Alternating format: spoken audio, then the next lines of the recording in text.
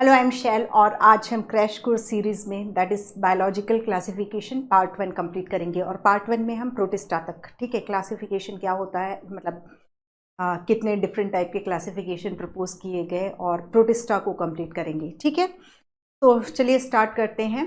सबसे पहले हमने जब द लिविंग वर्ल्ड टॉपिक पढ़ा था तो हमने देखा कि एनॉर्मस बायोडाइवर्सिटी है, तो हमें पूरी डाइवर्सिटी को एक ऑर्गेनिज्म को ना स्टडी करके उनको ग्रुप्स में डिवाइड करेंगे, और एक ग्रुप की स्टडी करके हम सिर्फ एक ग्रुप की स्टडी करके हम बहुत सारे ऑर्गेनिजम्स के बारे में समझ पाएंगे।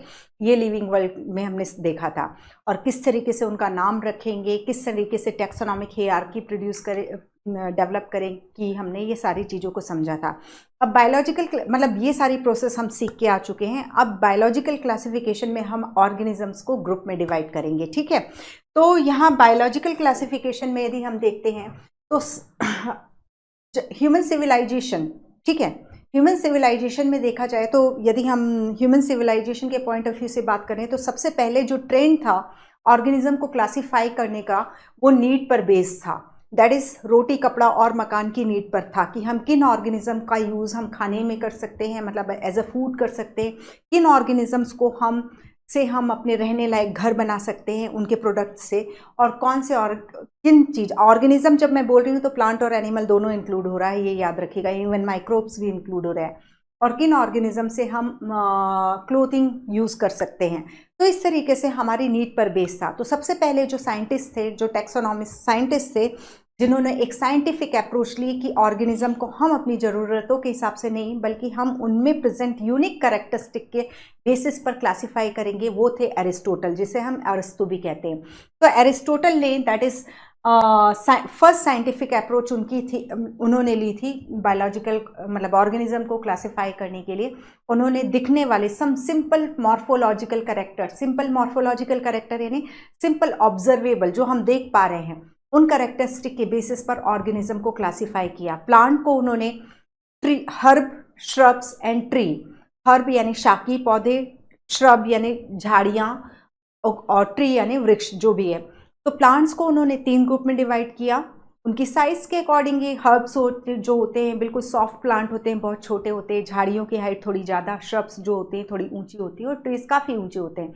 और उसी तरीके से एनिमल्स को उन्होंने ई नाइमा और ए नाइमा में डिवाइड कर दिया।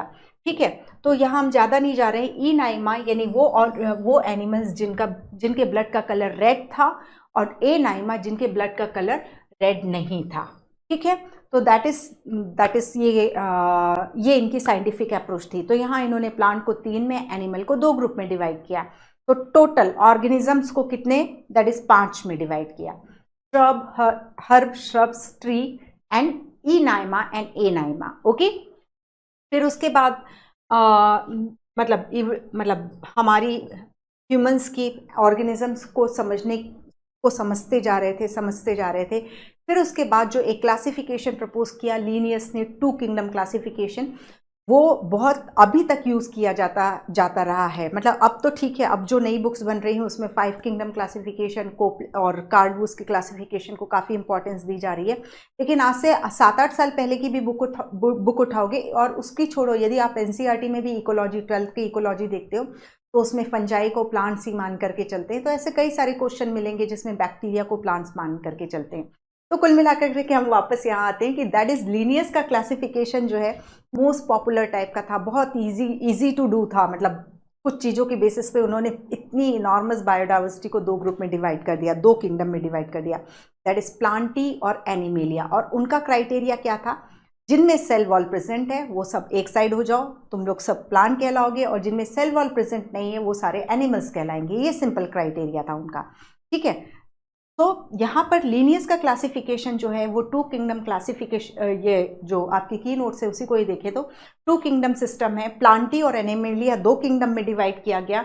यहाँ पर उन्होंने इतनी सारी बायोडाइवर्सिटी को बहुत सिंपल तरीके से, दैट इज ऑब्वियसली उस टाइम में ये अपने आप में एक लैंडमार्क रहा होगा। ठीक है, क्योंकि आज हम बहुत सारी चीज़ें जान गए हैं तो हम बड़े आराम से बोल रहे हैं क्या लीनियस ने किया, सेल वॉल की प्रेजेंट सब्सटेंस पर 2 में डिवाइड कर दिया। लेकिन उस समय सेल वॉल को ही समझना और किस में सेल वॉल नहीं है इस बेसिस पे भी क्लासिफाई करना उस समय का एक बहुत बड़ा, मतलब एक लैंडमार्क क्लासिफिकेशन या टर्निंग पॉइंट जैसा रहा होगा, ठीक है। तो इन्होंने 2 में डिवाइड किया, लेकिन उन्होंने अब जैसे जब हम अब उसके बाद हमारी यूकैरियोट्स प्रोकैरियोट्स की समझ पड़ी, ठीक है। तो इन्होंने लिनियस ने यूकैरियोट्स प्रोकैरियोट्स जैसे के बीच में क्या डिफरेंस है उसके बेसिस में कोई क्लासिफिकेशन को नहीं देखा। मतलब एक ही किंगडम में, प्लांटी किंगडम में उन्होंने प्रोकैरियोट्स को भी रख दिया, यूकैरियोट्स को भी रख दिया। प्लांटी किंगडम में उन्होंने फंजाई को भी रख दिया था जो कि हेटेरोट्रॉफ है, जबकि प्लांटीज जो होते हैं वो ऑटोट्रॉफ होते हैं, दैट इज वो फोटोसिंथेसिस करते हैं, वो अपना फूड खुद सिंथेसाइज कर लेते हैं।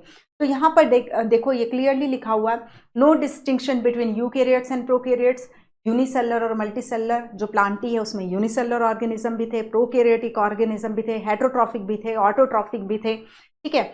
Photosynthetic, non photosynthetic and cell wall composition. यदि हम सेल वॉल की बेसिस पे भी क्लासिफाई कर रहे हैं सारे ऑर्गेनिज्म को 2 ग्रुप में, दैट इज प्लांटी और एनिमेलिया में, तो प्लांटी में भी यदि आप देखने जा रहे हो तो बैक्टीरिया में सेल वॉल प्रेजेंट है, फंजाई में सेल वॉल प्रेजेंट है और प्लांट्स में सेल वॉल प्रेजेंट है। तो प्लांट की सेल वॉल सेलुलोज की हो गई, फंजाई की काइटिन की हो गई, और बैक्टीरियाज की जो होती हैं वो protein and polysaccharide, that is you bacteria की सेल वॉल हमें मालूम है पेप्टिडोग्लाइकन की बनी है। तो हम सेल वॉल में भी बहुत डिफरेंस देख रहे हैं। नाम के लिए सब में सेल वॉल है, लेकिन केमिकल कंपोजिशन वाइज ये जो जितने भी प्लांटी हैं, लीनियस के जो प्लांटी, उनका सेल वॉल कंपोजिशन भी डिफरेंट था, ठीक है। तो ये डेफिनेटली हमने मतलब इजी टू डू था, प्रेजेंट सब्सटेंस देखो सेल वॉल की क्लासीफाई कर दो, और बहुत लंबे समय तक यूज में किया गया। Linnaeus classification presence and absence of cell wall is, ठीक है, लीनियस का क्लासिफिकेशन बेस्ड था सेल वॉल की प्रेजेंस और एब्सेंस पर। ये easy to understand, easily done किया गया था। यही लाइन पिक होकर के क्वेश्चंस बने हुए हैं बेटा। तो एक चीज मैं और बोल रही हूँ आपको कि the living world biological classification, इसमें जो थोड़ा बहुत एडिशनल है वो हम देखेंगे, लेकिन बहुत बेमतलब की चीज़ों पे मत जाना। यही लाइन्स पिक हुई हैं, और यदि आप प्रीवियस ईयर के क्वेश्चन देखते हो तो यही लाइन्स स्टेटमेंट दिए हुए हैं, which one of the following is incorrect या करेक्ट, जैसे ये इन स्टेटमेंट से ही क्वेश्चंस बने हुए हैं। तो हमें कॉन्सेप्ट क्लियर रखना है कि लीनियस के क्लासिफिकेशन के मतलब कब तक बहुत ही रिसेंटली अभी तक यूज़ किया जा रहा था, इजी टू अंडरस्टैंड है, इजी टू डू है, ठीक है, and use for a long time, लेकिन इनएडिक्वेट था, क्योंकि इन सारी चीज़ों को जिनके बारे में हमें अब नॉलेज हो गया था उनके बारे में कोई क्लैरिटी नहीं दे रहा था वो, ठीक है। क्योंकि हम समझ गए थे कि प्रोकैरियोट्स यूकैरियोट्स से बहुत डिफरेंट होते हैं, तो उनको एक साथ नहीं रखा जा सकता। फोटो ऑटोट्रॉफ और हेटेरोट्रॉफ को एक साथ नहीं रखा जा सकता, यूनिसेलुलर और मल्टीसेलुलर को एक साथ नहीं रखा जा सकता। तो हमारी अंडरस्टैंडिंग जैसे जैसे बढ़ती गई ऑर्गेनिजम्स के बारे में, लिविंग ऑर्गेनिजम्स के बारे में, तो हमें लगा कि नहीं, ये जो लीनियस का क्लासिफिकेशन है वो सफिशिएंट नहीं है, हमें और अच्छी अप्रोच लेनी होगी। जैसे जैसे हमारी अंडरस्टैंडिंग ऑर्गेनिजम्स के बारे में, लिविंग वर्ल्ड के बारे में बढ़ती गई, नए नए क्लासिफिकेशन प्रपोज किए जाते रहे, ठीक है। तो अभी हमने देखा Aristotle first approach, scientific approach, then Linnaeus के क्लासिफिकेशन को हमने डिटेल में देखा।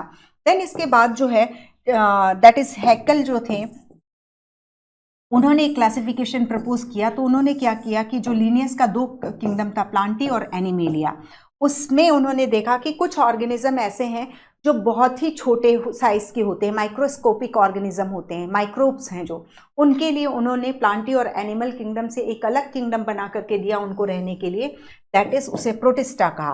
तो हैकेल का प्रोटिस्टा जो है ये प्रोकैरियोटिक यूकैरियोटिक पर कोई डिफ्रेंशिएशन नहीं था। उन्होंने बस ये किया कि जो माइक्रोस्कोपिक और माइक्रोब्स हैं उनके लिए एक अलग किंगडम क्रिएट कर दिया, दैट इज प्रोटिस्टा, ठीक है। अब फिर और तो ये हैकेल का क्लासिफिकेशन हो गया 3 किंगडम। तो आप देखते जाओ, लीनियस का classification 2 kingdom, Plantae Animalia, then Haeckel का 3 किंगडम, जिसमें प्लांटी एनिमेलिया अभी भी अपनी बिल्कुल इंटैक्ट जगह बना करके रखेंगे। मतलब आप जितने भी क्लासिफिकेशन देखोगे, ठीक है, तो आप एरिस्टोटल की भी बात करो तो उन्होंने भी प्लांट और एनिमल को ही डिवाइड किया था। तो प्लांट और एनिमल हर जगह, हर क्लासिफिकेशन में अपनी एकदम परमानेंट जगह बना करके चल रहे थे। तो 2 किंगडम क्लासिफिकेशन, देन हैकेल का 3 किंगडम क्लासिफिकेशन, जिसमें एक नया किंगडम क्रिएट किया गया, दैट इज प्रोटिस्टा। हैकेल का प्रोटिस्टा माइक्रो ऑर्गेनिज्म के लिए था। फिर उसके बाद नेक्स्ट क्लासिफिकेशन कोपलैंड ने प्रपोज किया। तो कोपलैंड का क्लासिफिकेशन जो है 4 किंगडम क्लासिफिकेशन कहलाता है। उसमें भी प्लांटी एनिमेलिया थे, उन्होंने प्रोटिस्टा को स्प्लिट कर दिया और प्रोटिस्टा रखा और मोनेरा रखा। मोनेरा में उन्होंने प्रोकैरियोट्स को रख दिया और प्रोटिस्टा में यूकैरियोट्स माइक्रोब्स को रख दिया, ठीक है। तो हम देख रहे हैं प्रोटिस्टा को किसने क्रिएट किया, हैकल ने। मोनेरा को किसने क्रिएट किया, कोपलैंड ने। ठीक है, तो ये चल रहा था। अभी इनका 4 किंगडम क्लासिफिकेशन जो है कोपलैंड का, क्लियर है ना, दिख रहा है या दूसरा कलर यूज करूं मैं, बराबर है। ठीक है, तो हम कोपलैंड का क्लासिफिकेशन देखते हैं। तो कोपलैंड के क्लासिफिकेशन में हमने देखा 4 किंगडम बनाए गए, Plantae, animalia, protista and Monera. ठीक है, तो एनिमेलिया विदाउट सेल वॉल ये सब हो गया, प्रोटिस्टा में यूनिसेलर यूकैरियोट्स हो गए, मोनेरा में प्रोकैरियोट्स हो गए। लेकिन प्लांटी में अभी भी हम देख रहे हैं कि फंजाई और प्लांट्स दोनों को रखा गया है। और प्लांट्स और फंजाई में यदि डिफरेंस देखते हो तो क्लियर है, प्लांट की सेल वॉल सेलुलोजिक है, फंजाई की सेल वॉल काइटिन की बनी हुई है। प्लांट्स ऑटोट्रॉफिक हैं तो फंजाई क्या है, हेट्रोट्रॉफिक है। प्लांट्स स्टार्च के रूप में फूड स्टोर करते हैं तो फंजाई ग्लाइकोजन के रूप में स्टोर करते हैं। तो वो असेंबलेज नहीं हो सकती थी कि इन दोनों को एक ही साथ रखा जाए। फिर उसके बाद जो जिसे हम पढ़ने वाले हैं, एनसीईआरटी ने जिसको पूरा हाईलाइट किया हुआ है, that is 5 kingdom classification propose किया गया। जो प्रपोज किया था किसने, दैट इज विटेकर ने। ठीक है, ये क्लासिफिकेशन प्रपोज किया था विटेकर ने। तो यहां पर आर.एच. विटेकर, ईयर दिया हुआ है एनसीईआरटी में, जहां जहां पे भी ईयर्स मेंशन है उसको आपको बहुत अच्छे से उन सालों के नाम, सालों को याद रखना है, किस ईयर में किसने क्या प्रपोज किया, जितना एनसीईआरटी में दिया हुआ है। ठीक है, तो आर.एच. विटेकर ने 1969 में 5 किंगडम क्लासिफिकेशन प्रपोज किया। इनका जो अपना क्रिएशन था विटेकर का, वो था फंजाई। ठीक है, उन्होंने जो किंगडम प्रपोज किया वो था दैट इज फंजाई। इसके पहले animalia, Plantae, protista and Monera already किसी ना किसी ने प्रपोज कर दिए थे। ठीक है, उन्होंने क्या किया, प्लांटी है, प्लांटी से फंजाई को निकाल करके अलग उसको एक किंगडम दे दिया। ठीक है, तो फंजाई बहुत खुश हुए होंगे किससे, विटेकर से, कि उनको एक रहने के लिए अलग किंगडम मिला। ओके, देन अब यहाँ पर 5 किंगडम क्लासिफिकेशन में देखो तो विटेकर का जो 5 किंगडम क्लासिफिकेशन है, जहां हमने लीनियस के क्लासिफिकेशन में सिर्फ देखा सेल वॉल की प्रेजेंस सब्सटेंस, तो हैकल में माइक्रो ऑर्गेनिज्म की इंपॉर्टेंस को समझते हुए प्रोटिस्टा अलग किया, कोपलैंड ने प्रोकैरियोट्स की इंपॉर्टेंस को समझते हुए मोनेरा क्रिएट कर दिया, एंड फंजाई को अलग कर दिया प्लांटी से 5 किंगडम क्लासिफिकेशन में। विटेकर ने 1969 में उन्होंने जो क्राइटेरिया लिया, तो उन्होंने सेल स्ट्रक्चर का क्राइटेरिया लिया कि किस टाइप की सेल है, किस टाइप की सेल है, cell type. Then body organisation unicellular है, और यूनिसेलर है तो प्रोकैरियोटिक है कि यूकैरियोटिक है, और यदि यूकैरियोटिक है तो यूनिसेलर है कि मल्टीसेलर है। ठीक है, मोड ऑफ न्यूट्रिशन ऑटोट्रॉफिक है कि हेटरोट्रॉफिक है, और हेटरोट्रॉफिक है तो जैसे फंजाई जो होता है उनमें एब्जॉर्प्टिव मोड ऑफ न्यूट्रिशन होता है, वो एंजाइम्स को सिक्रेट आउट करके उस फूड को डाइजेस्ट करके उसे एब्जॉर्ब कर लेते हैं। और जबकि एनिमल्स के केस में हम देखते हैं इंजेस्टिव या होलोजोइक मोड ऑफ न्यूट्रिशन होता है, दैट इज वो फूड को इंजेस्ट करते हैं। ओके, और reproduction and phylogenetic relationship that means कौन किससे इवॉल्व हुआ, this is called evolutionary history, that is called phylogenetic relationship. तो इनका क्लासिफिकेशन यदि अब हम देखते हैं तो ये सारे क्राइटेरियाज आपको एज इट इज याद करने हैं कि कौन कौन से क्राइटेरिया थे। सेल रिप्रोडक्शन यहाँ पर उन्होंने जो चार्ट दिया है उसमें रिप्रोडक्शन भले ही नहीं दिया है, पर हम देखते हैं कि प्रोकैरियोट्स में सेक्सुअल रिप्रोडक्शन एब्सेंट है, बाकी सब में सेक्सुअल रिप्रोडक्शन प्रेजेंट है। तो ऐसा ही कुछ क्राइटेरिया है, तो उन्होंने रिप्रोडक्शन को भी क्राइटेरिया लिया था। मोस्टली यदि हम बात करें तो जो है विटेकर का क्लासिफिकेशन है वो मोड ऑफ न्यूट्रिशन पर सबसे ज़्यादा एम्फेसिस देता है। ठीक है, तो यदि हम 5 किंगडम क्लासिफिकेशन देखते हैं तो मोनेरा में सारे प्रोकैरियोट्स, और प्रोकैरियोट्स जो होते हैं वो यूनिसेलर ही होते हैं। फिर इसके बाद कौन, प्रोटिस्टा। ठीक है, एक मिनट इसको हम यहाँ लेते हैं। ठीक है, अब हम 5 किंगडम क्लासिफिकेशन देखते हैं विटेकर का जो 1969 में प्रपोज किया गया। उसमें ये मोनेरा है, जो मोनेरा में सारे हमने किसको रखा हुआ है, प्रोकैरियोट्स को रखा गया है। ठीक है, प्रोकैरियोट्स को रखा है, इससे इवॉल्व हुए प्रोटिस्टा में सारे यूनिसेलुलर यूकैरियोट्स हैं। ठीक है, देन इसके बाद इससे तीन किंगडम निकलते हैं, दैट इज प्लांटी, फंजाई और एनिमेलिया। ठीक है, ये तीन, ये देखो यहाँ पर ये दोनों जो है ये यूनिसेलुलर हैं, बट ये प्रोकैरियोट्स है और ये यूकैरियोट्स है।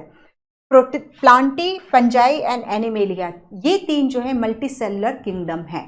ठीक है, अब हमने यहाँ देखते हैं, अब यहाँ पर हम देखते हैं जब मोड ऑफ न्यूट्रिशन की हम बात कर रहे हैं तो मोनेरा एक ऐसा, दैट इज मोनेरिया, जिसमें हम सारे प्रोकैरियोट्स को रखते हैं, वो एक ऐसा ग्रुप है जहाँ पर all type of mode of nutrition देखने को मिलता है। ये ऑटोट्रॉफिक भी है, हेट्रोट्रॉफिक भी है। हेट्रोट्रॉफिक में आपको सेप्रोफिटिक भी देखने को मिलेंगे and parasitic mode of nutrition भी देखने को मिलेगा। ऑटोट्रॉफिक में ये फोटो ऑटोट्रॉफिक भी होंगे और कीमो ऑटोट्रॉफिक भी होंगे। फोटो ऑटोट्रॉफिक यानी जब फूड सिंथेसिस में वो सोलर एनर्जी को केमिकल एनर्जी में कन्वर्ट करेंगे, और यदि फूड सिंथेसिस के लिए रिक्वायर्ड एनर्जी यदि किस ऑक्सीडेशन रिडक्शन यानी केमिकल्स के ऑक्सीडेशन रिडक्शन से ऑब्टेन करते हैं तो हम उन्हें chemo synthetic bacteria, chemo autotrophic bacteria कहते हैं। तो कीमो ऑटोट्रॉफिज्म भी जो है यहाँ पर हम मोनेरा में देखते हैं।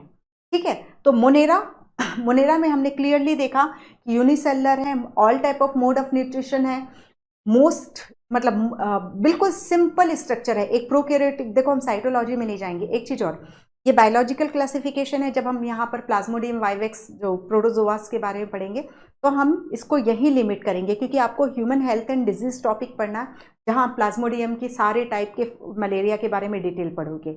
ठीक है, तो यहाँ मैं इस चीज़ को इसलिए बोल रही हूँ क्योंकि मोनेरा, अभी आप लोगों ने the cell basic unit of life पढ़ा है, उसमें एक प्रोकैरियोटिक सेल की बेसिक स्ट्रक्चर को A to Z समझा है। मेरी सर से बात हो गई थी तो ये आपने सब कुछ समझा है कि मोनेरा, ग्राम स्टेनिंग, पिल्ली, फिम्ब्री, ठीक है, conjugation, transformation, transduction, A to Z आपने किया हुआ है। हम यहाँ पर बस ये बायोलॉजिकल क्लासिफिकेशन के पॉइंट ऑफ व्यू से मोनेरा को देख रहे हैं।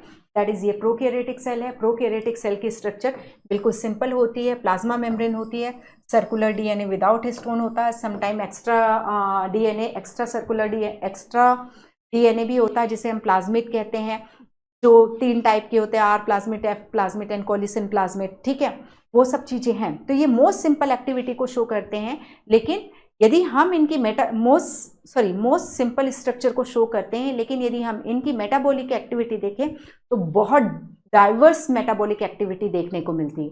अब आप यही देख लो कि एक ये मोनेरा ग्रुप है, यहाँ ऑल मोड ऑफ न्यूट्रिशन आपको देखने को मिल रहा है। ठीक है, फिर इसके बाद हम प्रोटिस्टा में आते हैं। तो प्रोटिस्टा में ऑल यूनिसेलुलर यूकैरियोट्स को प्रोटिस्टा में रख दिया गया है। उसके बाद यहाँ पर तो यहाँ प्रोटिस्टा जो है वो भी अपने आप में थोड़ा सा डिस्प्यूटेड है, क्योंकि यहाँ पे भी आपको ऑटोट्रॉफिक भी देखने को मिलेंगे, हेट्रोट्रॉफिक भी देखने को मिलेंगे, विथ सेल वॉल वाले यूनिसेलुलर यूकैरियोट्स भी देखने को मिलेंगे, तो विदाउट सेल वॉल वाले यूनिक यूकैरियोट्स भी देखने को मिलेंगे। तो ये भी एक डिस्प्यूटेड सा है। फिर देन इसके बाद इससे जो इवोल्यूशन हुआ है यूनिसेलुलर यूकैरियोट से, ये 3 मल्टीसेलुलर फाइलम का, that is Plantae mode of nutrition क्या हो जाएगा, ऑटोट्रॉफिक हो जाएगा, और प्लांटी जो है वो फोटो ऑटोट्रॉफिक ही होंगे। ठीक है, यहाँ पर बस है कि आपको कीमो ऑटोट्रॉफिज्म भी देखने को मिल रहा है, फोटो ऑटोट्रॉफिज्म भी देखने को मिल रहा है। यहाँ पे आपको फोटो ऑटोट्रॉफिज्म और हेट्रोट्रॉफिज्म भी देखने को मिल रहा है, लेकिन कीमो ऑटोट्रॉफिज्म यहाँ नहीं देखने को मिलेगा। Only here we can see chemo autotrophism. ठीक है, तो प्लांटी देख रहे हैं कि हम प्रोटिस्टा से, मतलब प्रोटिस्टा, देन उससे हम तीन फाइलम में इवॉल्व हुए होंगे, that is Plantae, animalia and fungi. Plantae का मोड ऑफ न्यूट्रिशन ऑटोट्रॉफिक हो गया, एंड फंजाई का एब्जॉर्प्टिव हो गया, एंड एनिमेलिया का इंजेस्टिव मोड ऑफ न्यूट्रिशन हो जाता है। ठीक है, अब ये जो चार्ट है इसको आपको बहुत अच्छे से करना है। देखो सेल टाइप, अब यहाँ पर हम प्रेजेंस और एब्सेंस ऑफ, हर बार मैं यही बोलती हूँ, हमें यहाँ पर विटेकर के 5 किंगडम क्लासिफिकेशन में हमें प्रेजेंस और एब्सेंस ऑफ न्यूक्लियस को एम्फेसिस नहीं देना है, क्योंकि 1969 वो साल था, मतलब हम बहुत आगे आ चुके थे अपनी अंडरस्टैंडिंग में यूकैरियोटिक वर्सेस प्रोकैरियोटिक। हम यूकैरियोटिक एंड प्रोकैरियोटिक में सिर्फ एक डिफरेंस से नहीं हम उन्हें समझते थे कि न्यूक्लियस प्रेजेंट, न्यूक्लियस एब्सेंट। इसके अलावा भी हम बहुत सारी चीज़ें समझ चुके थे, जैसे कि राइबोसोम डिफरेंट टाइप के होते हैं, membrane bounded cell organelle prokaryotic cell में नहीं होते, प्रोकैरियोटिक सेल का न्यूक्लियस जो होता है सर्कुलर होता है, जबकि यूकैरियोटिक सेल का जो डीएनए होता है, न्यूक्लियस नहीं, प्रोकैरियोटिक सेल का डीएनए जो होता है वो सर्कुलर होता है, जबकि यूकैरियोटिक सेल का डीएनए जो होता है वो लीनियर होता है। ऐसे बहुत सारे डिफरेंस हमें प्रोकैरियोट्स एंड यूकैरियोट्स में मालूम थे। तो इसलिए हम प्रेजेंस और absence of cell nucleus, presence और एब्सेंस ऑफ न्यूक्लियस की जगह हम क्या यूज़ करते हैं, सेल टाइप वर्ड यूज करते हैं, ठीक है। तो मोनेरा में जो सेल टाइप थी वो प्रोकैरियोटिक थे। अब ये 4 फाइलम जो हैं, चारों फाइलम में जो सेल टाइप है वो यूकैरियोटिक है। तो 5 किंगडम क्लासिफिकेशन में only one kingdom is prokaryotic kingdom, ठीक है, दैट इज मोनेरा। देन उसके बाद सेल वॉल, मोनेरा में भी सेल वॉल है। Mycoplasma PPLO pleuropneumonia like organism को छोड़ दो तो बाकी सारे मोनेरा में सेल वॉल प्रेजेंट है, और ये सेल वॉल प्रोटीन और कार्बोहाइड्रेट से मिलकर के बनी होती है। आगे चल के हम जब यू बैक्टीरिया पढ़ेंगे, आप लोग ऑलरेडी साइटोलॉजी में पढ़ के आ चुके हो, तो पेप्टिडोग्लाइकन की सेल वॉल आपको मालूम है कि यू बैक्टीरिया में प्रेजेंट होती है, ठीक है, वो भी अभी देख लेते हैं। प्रोटिस्टा मैंने बोला एक डिस्प्यूटेड है, प्रोटिस्टा की कुछ में सेल वॉल प्रेजेंट है, कुछ में सेल वॉल नहीं प्रेजेंट है, ठीक है। और फंजाई की सेल वॉल जो होती है उसमें काइटिन होती है, chitin is an acetyl glucosamine का होमोपॉलीमर होता है, ठीक है। देन इसके बाद प्लांटी की सेल वॉल सेलुलोजिक होती है, एनिमेलिया में सेल वॉल जो है वो एब्सेंट होती है, ठीक है। तो हम यहाँ पर ओवरऑल देखें, यदि सेल वॉल की प्रेजेंस देखते हैं तो 4 किंगडम ऐसे हैं जिनमें सेल वॉल प्रेजेंट हो जाती है, not as a rule but present होती है। यहाँ पे भी देखा, यहाँ पे भी देखा, यहाँ पे भी देखा और यहाँ पे भी देखा, ठीक है। देन इसके बाद आते हैं न्यूक्लियर मेम्ब्रेन, तो केवल मोनेरा में ये एब्सेंट होगी, बाकी 4 में प्रेजेंट हो जाएगी। तो इस तरीके से इसको याद रखना है। अब बॉडी ऑर्गेनाइजेशन देखो तो ये तो सेलुलर होता है, ये भी सेलुलर होता है, टिश्यू वगैरह का फॉर्मेशन नहीं होता है, ठीक है। वो जरूर फिलामेंट के रूप में एक दूसरे से जुड़ के रहते हैं, लेकिन वो टिश्यू नहीं है या मल्टी सेलुलर नहीं कहेंगे। मोनेरा एंड प्रोटिस्टा जो होते हैं यूनिसेलुलर होते हैं, ठीक है।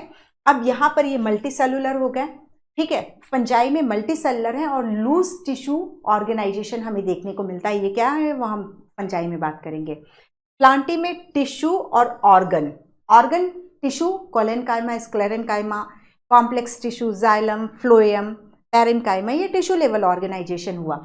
और organ root, stem, leaf, fruit, flower, ये ऑर्गन्स है प्लांट के, ठीक है।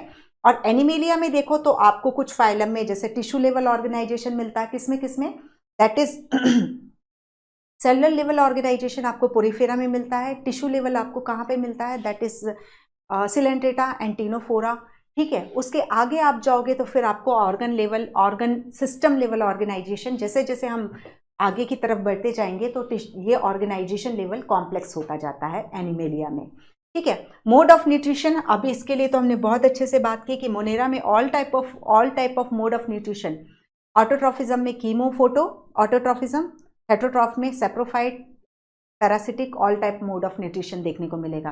प्रोटिस्टा यहाँ पे भी ऑटोट्रॉफिक एंड हेटरोट्रॉफिक दोनों हैं। तो दो किंगडम हमें ऐसे दिखाई देते हैं 5 किंगडम में जिसमें दोनों टाइप का मोड ऑफ न्यूट्रिशन है, but chemo autotrophism is only present in Monera, okay. Then ये हो गया। फिर उसके बाद फंजाई की बात करते हो तो फंजाई में तो बिल्कुल पक्का है, फंजाई और एनिमेलिया में पक्का है कि ये हेटरोट्रॉफिक मोड ऑफ न्यूट्रिशन होगा। प्लांट्स में हम ये ऑटोट्रॉफिक मोड ऑफ न्यूट्रिशन देखते हैं, कुछ कस्कुटा वगैरह हम छोड़ देते हैं, अभी एक जनरल हम प्लांटी की बात कर रहे हैं, एक्सेप्शंस को भी हम काउंट नहीं कर रहे हैं। तो फंजाई और एनिमेलिया का हेटरोट्रॉफिक मोड ऑफ न्यूट्रिशन है, ठीक है। और प्लांटी का जो हो जाता है वो ऑटोट्रॉफिक मोड ऑफ न्यूट्रिशन है, ठीक है। और एनिमेलिया में हम देख रहे हैं कि holozoic and saprophytic mode of nutrition देखने को मिल रहा है, या तो इंजेस्ट कर रहे हैं या सेप्रोफाइटिक मोड ऑफ न्यूट्रिशन है। तो हर चीज़ को आपको यहाँ पर बिल्कुल अच्छे से ये चार्ट को रेडी करना है, ओके। देन इसके बाद मोनेरा की यदि हम बात करते हैं तो ये अभी हम 5 किंगडम क्लासिफिकेशन की बात कर रहे हैं, ठीक है। कार्ल हुस के बारे में भी बात करेंगे जिन्होंने 3 डोमेन 6 किंगडम क्लासिफिकेशन दिया था। तो यहाँ पर मोनेरा, अब 5 किंगडम क्लासिफिकेशन में सबसे पहले हम पिक कर रहे हैं मोनेरा। तो मोनेरा में हमने देखा कि प्रोकैरियोट्स हैं तो, और bacteria is the sole member of kingdom Monera, ठीक है। ऑक्यूपाई मोस्ट ऑफ द निशे हम इसलिए बोलते हैं क्योंकि यदि हम इवोल्यूशनरी प्रोसेस में देखें, इवोल्यूशन अर्थ में लाइफ का फॉर्मेशन देखें तो सबसे पहले बनने वाले कौन थे, बैक्टीरिया थे। तो करीबन 3.5 बिलियन ईयर अगो ये बन चुके थे, और जब कोई और नहीं था तो ये अर्थ के ऑलमोस्ट, उस समय अर्थ का भी एनवायरनमेंट बहुत डिफरेंट था आज के कंपैरिजन में, तो अर्थ के हर निशे में वो पहुंचे और वहाँ के अनुसार, मतलब पहुंचे क्या, वहीं वो डेवलप हुए, और उनका जब इवॉल्व हो रहे थे तो वो उस अपने सराउंडिंग के अकॉर्डिंग वो इवॉल्व हुए।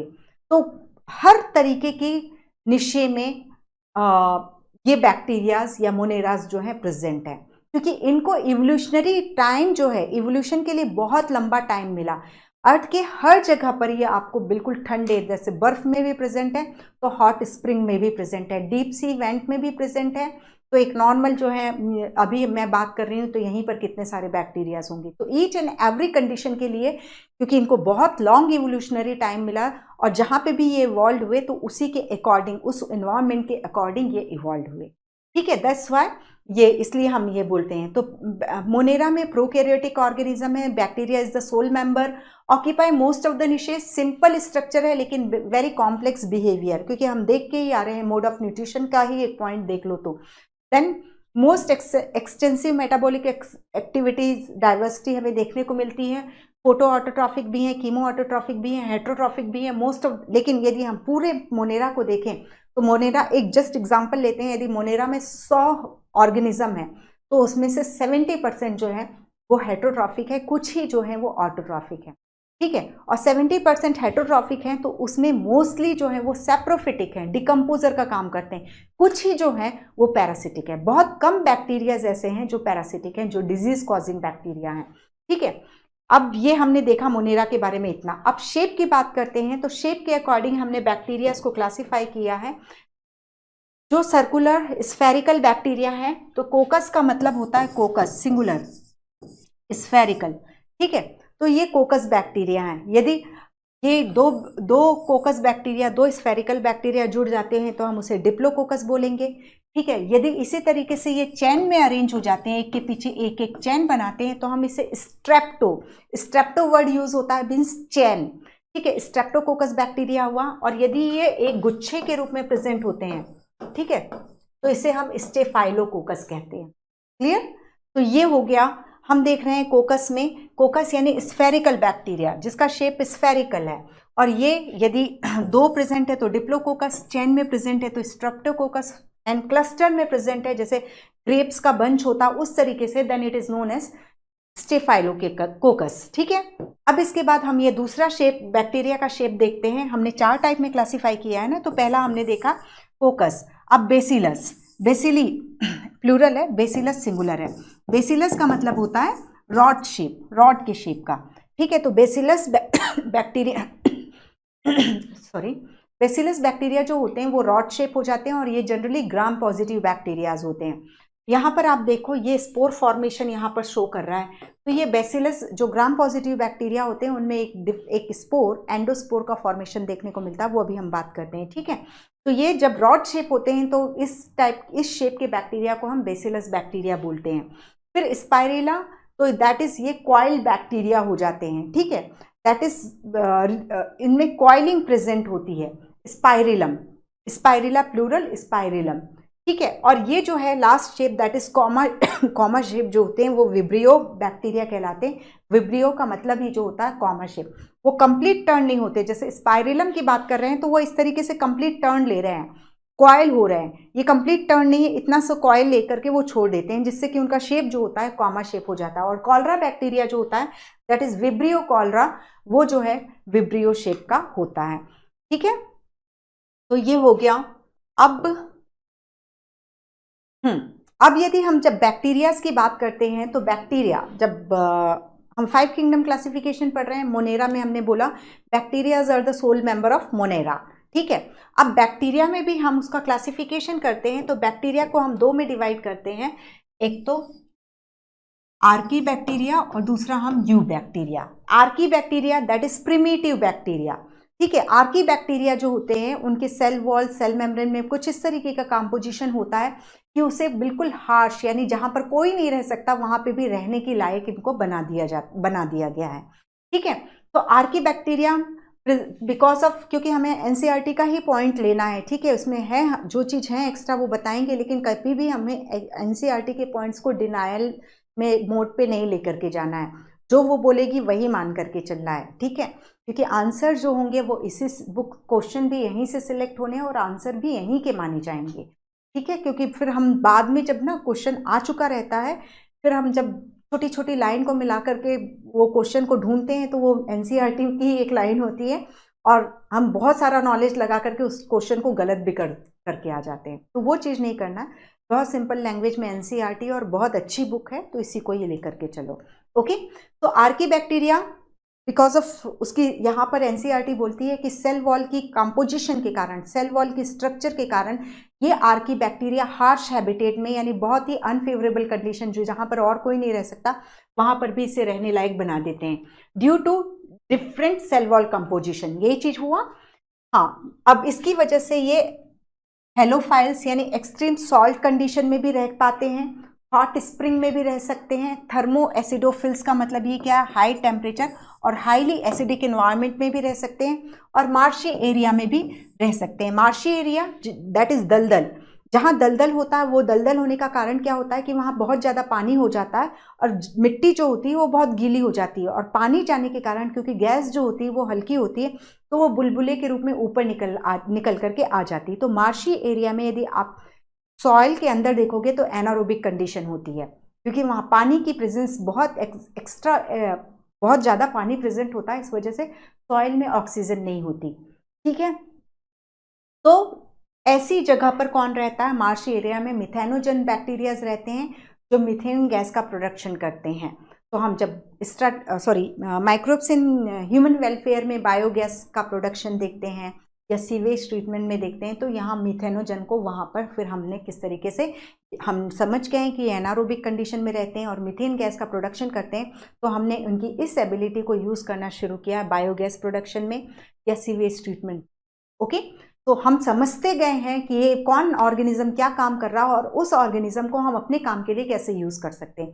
तो strategy, microbes in human welfare, ये सारी चीज़ें जो हैं वो ये जो हम समझ रहे हैं ना इनके बारे में अभी बायोलॉजिकल क्लासिफिकेशन, यही नॉलेज को हम वहाँ इम्प्लाई करके अपने लिए चीज़ों का प्रोडक्शन कराते हैं। ठीक है, तो ये चीज़ है। तो आर्कीबैक्टीरिया मोस्ट हार्श हैबिटेट में रह पाएंगे because of cell wall composition. ये एक्सट्रीम हेलोफाइल होते हैं, that is extreme salty condition में हुआ, थर्मोएसिडोफिल, हाई टेम्परेचर और हाईली एसिडिक एनवायरनमेंट में, एनारोबिक एनवायरनमेंट में, सब जगह रह पाते हैं। मिथेनोजन इसके अलावा गट ऑफ सेवरल जो कैटल्स होती हैं, गाय वगैरह होती हैं, भैंस वगैरह जो होती हैं, उनकी एलिमेंट्री कैनॉल में भी ये रहते हैं।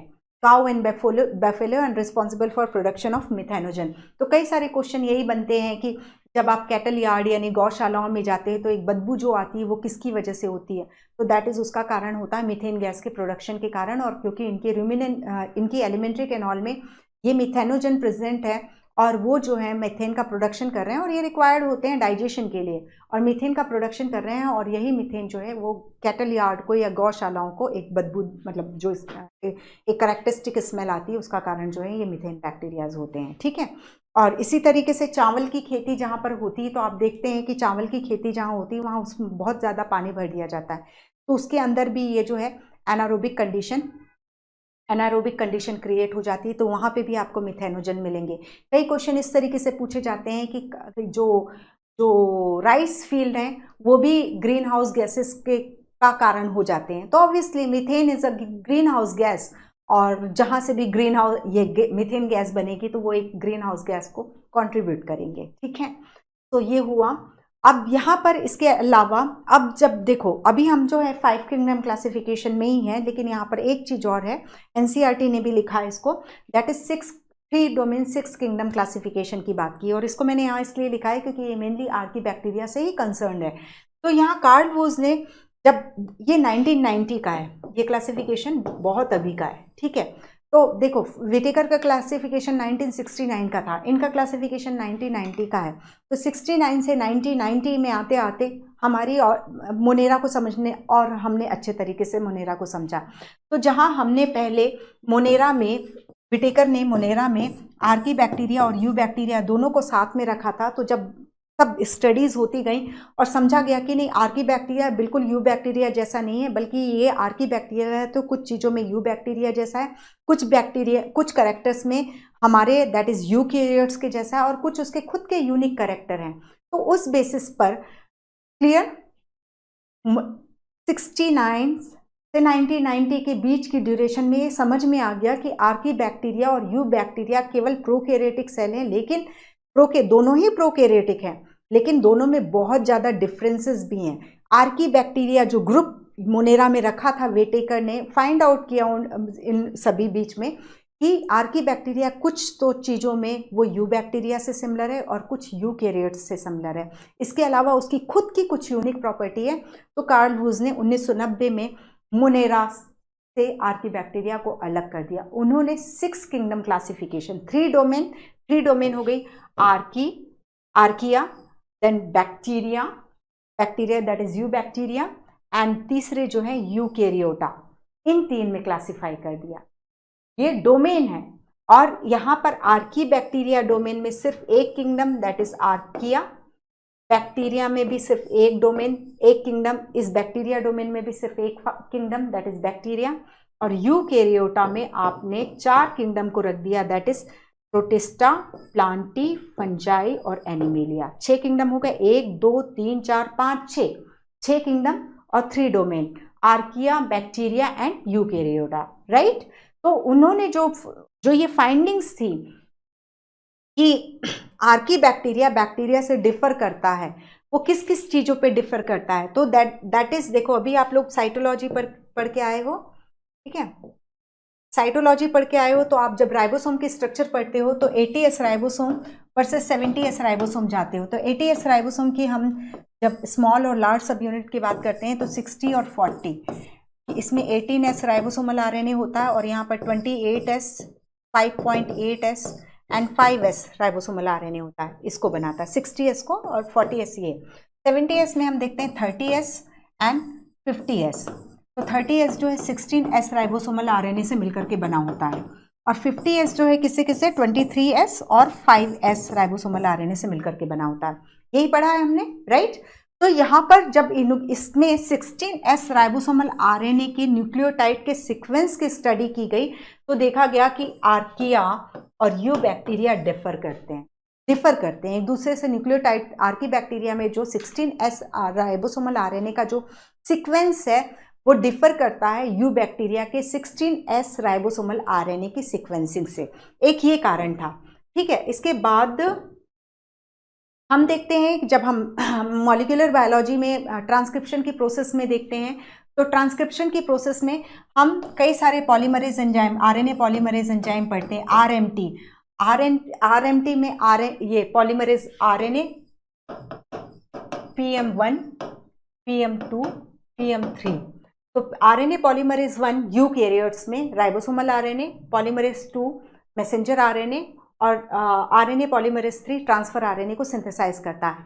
और जबकि बैक्टीरिया के केस में, दैट इज बैक्टीरिया के केस में, यू बैक्टीरिया के केस में हम देखते हैं सिर्फ एक आरएनए पॉलीमरेज एंजाइम होता है और वो तीनों ही आरएनए को सिंथेसाइज कर देता है। अलग अलग टाइप का 1 2 3 टाइप का नहीं होता है यू बैक्टीरिया में, लेकिन आर्की बैक्टीरिया में आप जब देखने जाओगे ना तो वहाँ पे भी सेवरल टाइप के आरएनए पॉलीमरेज होते हैं यूकैरियोटिक के समान।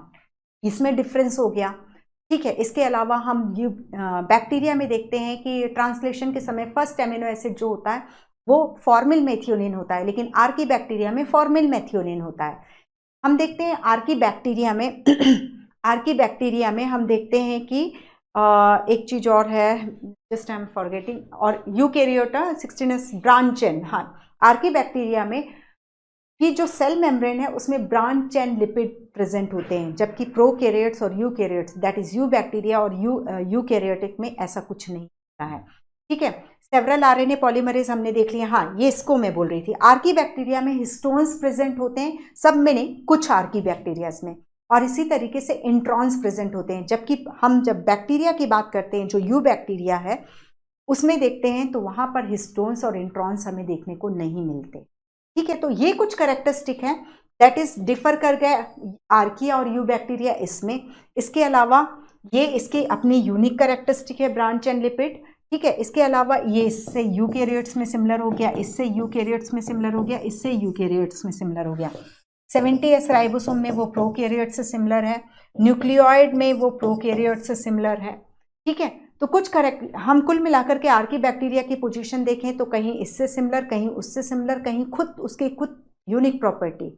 तो पहले ऐसा समझा जाता था कि आर्की बैक्टीरिया से यूकैरियोट्स डेवलप हुए होंगे, लेकिन अब ये कंसेप्ट क्लियर है कि दैट इज एक साइड आर्की बैक्टीरिया इवॉल्व हो रहे थे, तो दूसरे साइड यूकैरियोट्स इवॉल्व हो रहे थे। तो जहां पहले आर्की बैक्टीरिया को यूकैरियोट्स की मदर समझा जाता था, उसकी जगह अब इसे सिस्टर्स समझे जाने लगा है कि दोनों का इवोल्यूशन एक एक साथ ही हुआ है। ठीक है, सो ये चीज है आर्किया का, हमने ये समझा। ठीक है, और यहाँ पर ये बिल्कुल क्लियर रखो कि आर्की बैक्टीरिया के बारे में जब हम बात कर रहे हैं तो उनकी जो रेजिस्टेंस है वो मतलब एक्सट्रीम एनवायरनमेंट में सर्वाइव कर पा रहे हैं due to their cell wall as per NCERT. Branch and lipid भी कंट्रीब्यूट करती है, बट हमारा स्टेटमेंट एनसीईआरटी के हिसाब से रहेगा, दैट इज सेल वॉल उनको हाईली अनफेवरेबल कंडीशन में भी सर्वाइवल कैपेसिटी प्रोवाइड कर देती है। ओके, अब साइनोबैक्टीरिया, अब इसी में ही जब हम बैक्टीरिया पढ़ रहे हैं तो हमने क्योंकि हम 5 किंगडम क्लासिफिकेशन पढ़ रहे हैं, बीच में हमने कार्ल लुईस को थोड़ा सा समझा, क्योंकि 3 डोमेन 6 किंगडम क्लासिफिकेशन के बारे में एनसीईआरटी ने भले ही कार्ल लुईस का नाम नहीं दिया है, बट उन्होंने इसके बारे में बात की है। अब हम बात कर रहे हैं दैट इज साइनोबैक्टीरिया की या ब्लू ग्रीन एल्गी की, जिसे हम मिक्सोफाइसी के नाम से भी जानते हैं। ठीक से, ठीक है, तो जैसे क्यों हम ब्लू ग्रीन एल्गी बोल रहे हैं, क्योंकि लिनियस ने इसे किस में रखा था, प्लांटी में रखा था, और इसे ब्लू ग्रीन एल्गी बोला था। ठीक है, तो अब हमारी कॉन्सेप्ट क्लियर है कि जो साइनोबैक्टीरिया है वो एक्चुअली एल्गी नहीं है, बल्कि वो एक प्रोकैरियोटिक सेल है। तो साइनोबैक्टीरिया एल्गी जो होती हैं वो फोटोसिंथेटिक होती हैं और ऑक्सीजेनिक फोटोसिंथेसिस करती हैं। और उसका कारण क्या है ऑक्सीजेनिक फोटोसिंथेसिस का, क्योंकि इसमें क्लोरोफिल ए प्रेजेंट होता है। हमने क्लियरली पढ़ा है ना फोटोसिंथेसिस में कि यदि क्लोरोफिल ए प्रेजेंट है तो उस फोटोसिंथेसिस में ऑक्सीजन का इवोल्यूशन होगा ही होगा, क्योंकि उस केस में फोटोलिसिस ऑफ वाटर हमें देखने को मिलती है और जिसका resultant as a by product हमें ऑक्सीजन का इवोल्यूशन देखने को मिलता है। ठीक है, इनका यदि हम बॉडी ऑर्गेनाइजेशन देखें तो देखो ये है तो यूनिसेलुलर है। ठीक है, यूनिसेलुलर है तो ये कॉलोनी बना के भी रह सकती हैं या फिलामेंटस फॉर्म में भी रह सकती हैं। तो फिलामेंटस फॉर्म में 2 का नाम याद रखिए, एनाबिना और नॉस्टॉक जो हैं ये फिलामेंटस ब्लू साइनोबैक्टीरियाज हैं।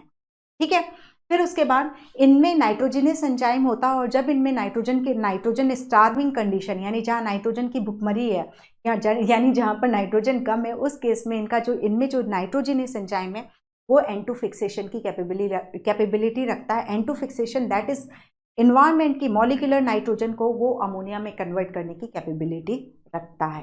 तो साइनोबैक्टीरिया दैट इज ये ब्लू ग्रीन एल्गी हो गए, ये फोटोसिंथेटिक ऑटोट्रॉफ है, इनमें क्लोरोफिल ए प्रेजेंट है, ये ऑक्सीजनिक फोटोसिंथेसिस के लिए रिस्पॉन्सिबल है। या तो ये सिंगल सेल स्ट्रक्चर में भी हो सकते हैं, या कॉलोनी के फॉर्म में भी हो सकते हैं, या फिलामेंटस भी हो सकते हैं। और इनका फिलामेंट जो होता है जिलेटिनस शीट से घिरा होता है, म्यूसिलेस से कवर्ड रहता है, और ये म्यूसिलेस इन्हें, क्योंकि ये टेरेस्ट्रियल भी होते हैं, तो ये इन्हें सूखने से बचाता है। जो साइनोबैक्टीरिया की जो जिलेटिनस शीट है आइदर सेल के चारों ओर या कॉलोनी के चारों ओर या उसके फिलामेंट के चारों ओर, वो उन्हें डेसिकेशन दैट इज सूखने से बचाती है। अब जब कभी भी एक्वेटिक बॉडीज में पानी में फॉस्फोरस नाइट्रोजन अधिक अमाउंट में आ गया, सपोज ये एक झील है, ठीक है, यहाँ पर फॉस्फोरस नाइट्रोजन अधिक मात्रा में आ गया, तो खाने पीने की चीज़ें बढ़िया मिलने लगी। ठीक है, तो इस केस में क्या होगा, ये जो साइनोबैक्टीरिया हैं ये बहुत तेजी से डिवाइड होंगे, इनमें रिप्रोडक्शन बहुत तेजी से होगा और ये बहुत अधिक अमाउंट में अपने आप को प्रोड्यूस कर लेंगे, जिसे हम वाटर ब्लूमिंग भी कहते हैं। अब एग्जैक्टली अब जो यूज़ किया जाता है वो वाटर ब्लूमिंग यूज़ किया जाता है, क्योंकि हमने साइनोबैक्टीरिया को एल्गी मानना छोड़ दिया है। तो हम इसे जब एक्सेसिव ग्रोथ होती है, जब इस तरीके से जब कोई एक्वेटिक बॉडी न्यूट्रिएंट एनरिच्ड हो जाती है, तो ये फेवर करता है organism aquatic either it is cyanobacteria या ग्रीन एल्गीज भी है, उनकी ग्रोथ को एक्सेसिव ग्रोथ को प्रमोट करता है, and this is known as water blooming.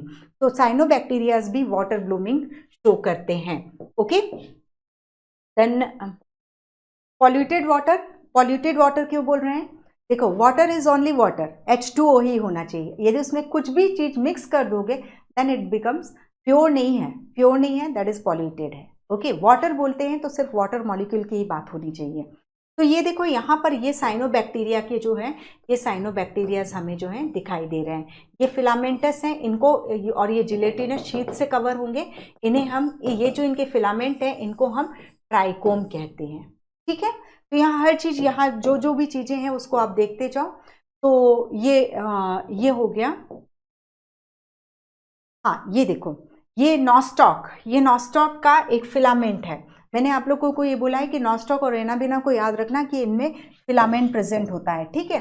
तो यहाँ पर देखो, ये इस तरीके से ये जो दिखाई दे रहा है ये क्या है, दैट इज ये जिलेटिनस शीथ है। और जिलेटिनस शीथ, ये म्यूसिलेज शीथ है जो उसको सूखने से बचाएगी। और ये स्ट्रक्चर जो दिखाई दे रही है filamentous structure covered with mucilaginous sheath, this is called trichome, ठीक है। अब हमने देखा कि इनमें नाइट्रोजन फिक्सेशन भी होता है। तो यहाँ बीच बीच में आप देखो ये हेट्रोसिस्ट दिखाई दे रहे हैं। हेट्रोसिस्ट क्या होते हैं, दैट इज सिंपल है, जब कोई फिलामेंटस साइनोबैक्टीरिया है वो नाइट्रोजन स्टार्विंग कंडीशन में आएगा, मतलब उसको नाइट्रोजन की कमी होगी, तो ये है, ये सब सेल अपना अपना काम कर रही है। इनमें से कुछ सेल जो है वो क्या करती हैं, हेट्रोसिस्ट में कन्वर्ट हो जाती हैं। हेट्रोसिस्ट कुछ नहीं है, एक तरीका है जहां पर नाइट्रोजिनस एंजाइम को फेवरेबल इन्वायरमेंट प्रोड्यूस बना करके दिया जाएगा कि भाई आप वहां पर बैठ करके शांति से आप N2 फिक्सेशन कर लो, क्योंकि नाइट्रोजिनस एंजाइम जो है वो ऑक्सीजन के लिए सेंसिटिव होता है, वो ऑक्सीजन के प्रेजेंस में N2 को अमोनिया में कन्वर्ट नहीं कर पाता है। तो जब कभी भी आपको नाइट्रोजिनस एंजाइम को काम करवाना है तो आपको उसे एनारोबिक एनवायरनमेंट देना पड़ेगा।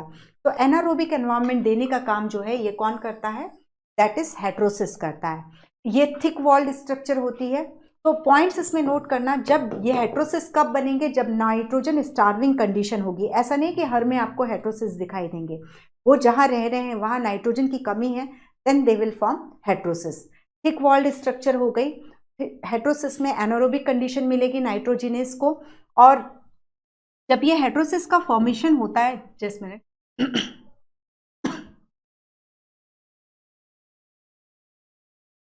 ओके, तो हेट्रोसिस की जब बात करते हैं तो ये तो इसको फिर से लेते हैं। हेट्रोसिस की जब हम बात करते हैं तो हेट्रोसिस दैट इज वो जगह फिलामेंटस साइनोबैक्टीरिया में, ठीक है, यूनिसेलुलर कॉलोनियल की बात नहीं करेंगे, फिलामेंटस जो साइनोबैक्टीरिया है उसमें कुछ सेल्स जो है नाइट्रोजन की कमी होने पर थिक वॉल्ड स्ट्रक्चर में कन्वर्ट हो जाती हैं। अब यहाँ एक एक पॉइंट्स हम लेते हैं, दैट इज ये है, यहाँ पर 3 लेयर हो जाएगी सेल वॉल की, थिक वॉल्ड हो जाएगी। और आउटर मोस्ट लेयर जो होती है ग्लाइकोलिपिड की होती है, जो कि ऑक्सीजन के लिए इम्परमिएबल हो जाती है, ठीक है। हमारी प्रायोरिटी यही है ना कि हेट्रोसिस में नाइट्रोजिनस एंजाइम को एनारोबिक कंडीशन प्रोवाइड कराई जाए। तो जैसे ये जो है ये दूसरी सेल है, दूसरी वेजिटेटिव सेल है, मतलब ये वाली सेल जो है ये रिप्रेजेंट हो रही है, ये सेल्स हैं। तो ये भी पहले ये एक सेल थी, इसने अपने चारों ओर इस तरीके से 3 लेयर थिक वॉल का डिपोजिशन किया। साथ में यहाँ पर पोलर प्लग्स भी बना लिए उसने, साइनोफाइसिन केमिकल होता है उससे पोलर प्लग भी बना लिया कि इस सेल से कहीं ऑक्सीजन इसमें ना एंटर हो जाए। तो ऑक्सीजन के लिए वो पूरा की पूरा ऑक्सीजन एनारोबिक कंडीशन के लिए वो अपने आप को पूरा की पूरा प्रिपेयर कर रही है, थिक वॉल्ड हो रही है, जो एटमॉस्फेरिक ऑक्सीजन के एंट्री को प्रिवेंट करेगा। पोलर प्लग जो है साइनोफाइसिन का बना, वो उनकी जो नेबरिंग सेल है उनसे ऑक्सीजन की एंट्री को बंद करवाएगा।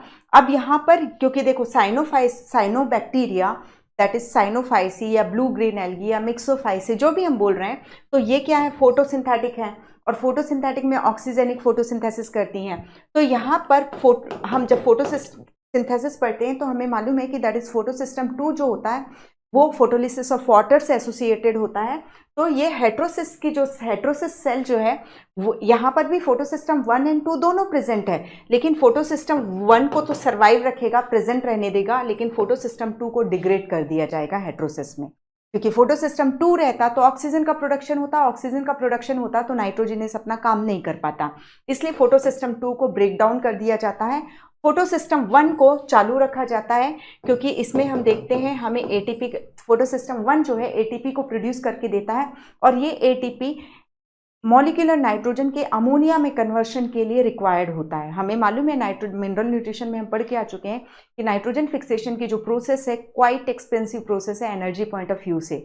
एक NH3 मॉलिक्यूल बनाने के लिए हमें 8 एटीपी की रिक्वायरमेंट होती है। तो यहाँ फोटोसिस्टम 1 को चालू रखा गया है कि भाई तुम एटीपी प्रोड्यूस करते रहो, फोटोसिस्टम 2 को डिग्रेड कर दिया गया कि ऑक्सीजन नहीं प्रोड्यूस होगा।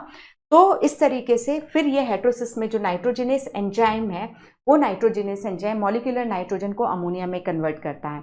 और तो यहाँ साथ में लेग हीमोग्लोबिन का भी फॉर्मेशन होता है, लेग हीमोग्लोबिन, जो कि हीमोग्लोबिन के सिमिलर है, और यदि कुछ ऑक्सीजन होगी तो उसको ट्रांसपोर्ट अवेट कर देगी, वहां से दूर कर देगी। ठीक है, तो इन शॉर्ट हेट्रोसिस का फॉर्मेशन फिलामेंटस साइनोबैक्टीरिया में होगा, थिक वॉल्ड स्ट्रक्चर हो गई। Then third is photosystem 2 absent हो गया। इसके अलावा पोलर प्लग का फॉर्मेशन हुआ, फोटोसिस्टम 2 अब्सेंट कराया, फोटोसिस्टम 1 एटीपी प्रोड्यूस करके दे रहा है। ये चीज जो होती है हेट्रोसिस्ट होती है। ठीक है, इसके अलावा हम जब, ये तो हेट्रोसिस के बारे में हमने, तो फिलामेंटस साइनोबैक्टीरिया की एक कैरेक्टरिस्टिक होती है। इसके अलावा हम देखते हैं कि यहाँ पर जैसे ये है, इसको सपोज मैं यहाँ से तोड़ दूँ तो ये जो ये बन रहा है, ये फिलामेंट फ्रेगमेंट जो बन रहा है, इसको हम हार्मोगोनिया कहते हैं, हार्मोगोनिया। ठीक है, कुछ कुछ टर्म्स हम यूज करते हैं, एक हेट्रोसिस समझा, हार्मोगोनिया, एकाइनिड्स, तो ये सब चीजें हम देख रहे हैं। तो हार्मोगोनिया जो है, जब जो कोई फिलामेंटस साइनोबैक्टीरिया होता है वो फ्रेगमेंट्स में टूट जाता है, and each fragment is known as hormogonia. ठीक है, एकाइनिड्स, एक और टर्म यूज करते हैं हम, एकाइनिड्स। तो एकाइनिड्स क्या होते हैं, ये मोड ऑफ पेरिनेशन को शो करते हैं। Mode of perennation that is unfavourable condition को टॉलरेट करने की कैपेसिटी। तो एकाइनिड्स के केस में क्या होगा, इनमें से कोई सेल जो है फूड वगैरह स्टोर करके थिक वॉल्ड स्ट्रक्चर में चेंज हो जाएगी। एकाइनिड्स में एंटो फिक्सेशन नहीं हो रहा है, हेट्रोसिस में एंटो फिक्सेशन हो रहा है। ठीक है, अब ये पड़ी हुई है, अनफेवरेबल सीजन चल रहा है, जैसे ही फेवरेबल सीजन आएगा ये एकाइनिड्स जर्मिनेट होकर के एक नया ट्राइकोम बनाने में कैपेबल होगी। ठीक है, तो हम देख रहे हैं कि दैट इज, यदि हम साइनोबैक्टीरिया की बात करते हैं, ठीक है, साइनोबैक्टीरिया का ये मतलब साइनोबैक्टीरिया का बॉडी ऑर्गेनाइजेशन वो यूनिसेलुलर भी हो सकता है, कॉलोनियल भी हो सकता है, फिलामेंटस भी हो सकता है ये Monera, that is prokaryotic cell है। एक चीज और याद रखिएगा, जितने भी मोनेरा है उनमें एक्चुअली में सेक्सुअल रिप्रोडक्शन अब्सेंट होता है। एक टाइप ऑफ सेक्सुअल रिप्रोडक्शन होता है जो आप लोग पढ़ के आ चुके हो, दैट इज कॉन्जुगेशन, जो लेडरबर्ग एंड टैटम ने खोजा था, ट्रांसफॉर्मेशन जो ग्रिफिथ ने बताया था जिसके बारे में, एंड ट्रांसडक्शन जो जिंडर एंड लेडर टैटम ने बताया था। ठीक है, तो ये चीज है वो है। तो हम यहाँ साइनोबैक्टीरिया पढ़ रहे हैं, तो यहाँ पर जो भी रिप्रोडक्शन होगा वो एसेक्सुअल ही होगा। इसके अलावा साइनोबैक्टीरिया में मोटाइल सेल कंप्लीटली एब्सेंट होती है, जो मूवमेंट होती है वो ग्लाइडिंग मूवमेंट के थ्रू होती है। मीन्स साइनोबैक्टीरिया में जो प्रोकैरियोटिक फ्लैजिला होता है वो कंप्लीटली एब्सेंट होता है। साइनोबैक्टीरिया मोटाइल सेल देखने को आपको नहीं मिलेगी। ठीक है, अब यहाँ पर ये ट्राइकोम हम समझ चुके हैं, एक फिलामेंट है जो कि म्यूसिलेज इनर शीथ से सराउंडेड है, जो उसको सूखने से बचा रहा है। अब हम यहाँ पर दैट इज हमारा साइनोबैक्टीरिया ये है। ठीक है, तो साइनोबैक्टीरिया इसको समराइज करते हैं, फोटोसिंथेटिक है, ऑटोट्रॉफिक है, क्लोरोफिल ए है, तो ऑक्सीजनिक फोटोसिंथेसिस है। बॉडी ऑर्गेनाइजेशन के बारे में हमने बात की, नाइट्रोजन फिक्सेशन हमने देख लिया, हेट्रोसिस्ट का फॉर्मेशन होता है फिलामेंटस में, अदरवाइज भी नाइट्रोजन फिक्सेशन होगा, जैसे ऑसिलेटोरिया वगैरह है वो कॉलोनियल है, बट उनमें भी नाइट्रोजन फिक्सेशन होता है। जो इनर सेल्स होती हैं जहाँ पर ऑक्सीजन कम हो जाती है, वो सेल्स जो होती हैं ऑसिलेटोरिया वगैरह की, वो नाइट्रोजन फिक्सेशन करती हैं। ठीक है, मोटाइल सेल कंप्लीटली एब्सेंट करा दी हमने, इनको हम ब्लू ग्रीन एल्गी भी कहते हैं। अब यहाँ पर ब्लू और ग्रीन एल्गी बोल रहे हैं, तो इसको ब्लू कलर देने के लिए जो पिगमेंट रिस्पॉन्सिबल है वो फाइकोबिलिन होता है। फाइकोबिलिन जो होते हैं वो वाटर सॉल्युबल होते हैं, और यहाँ पर जो फाइकोबिलिन होता है वो सी फाइकोसाइनिन है।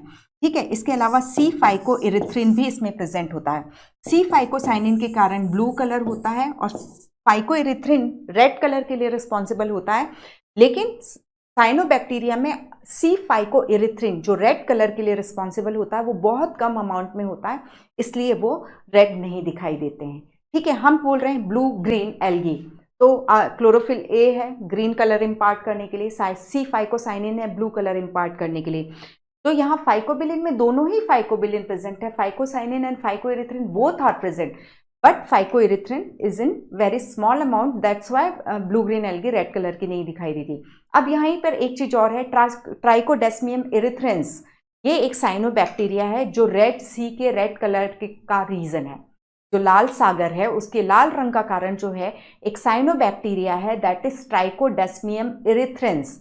उसमें सी फाइकोइरिथ्रिन बहुत अधिक अमाउंट में है, और इन सी में ये ट्राइकोडेस्मियम बहुत ज़्यादा अमाउंट में है, इस वजह से लाल सागर या रेड सी का कलर रेड कलर का दिखाई देता है।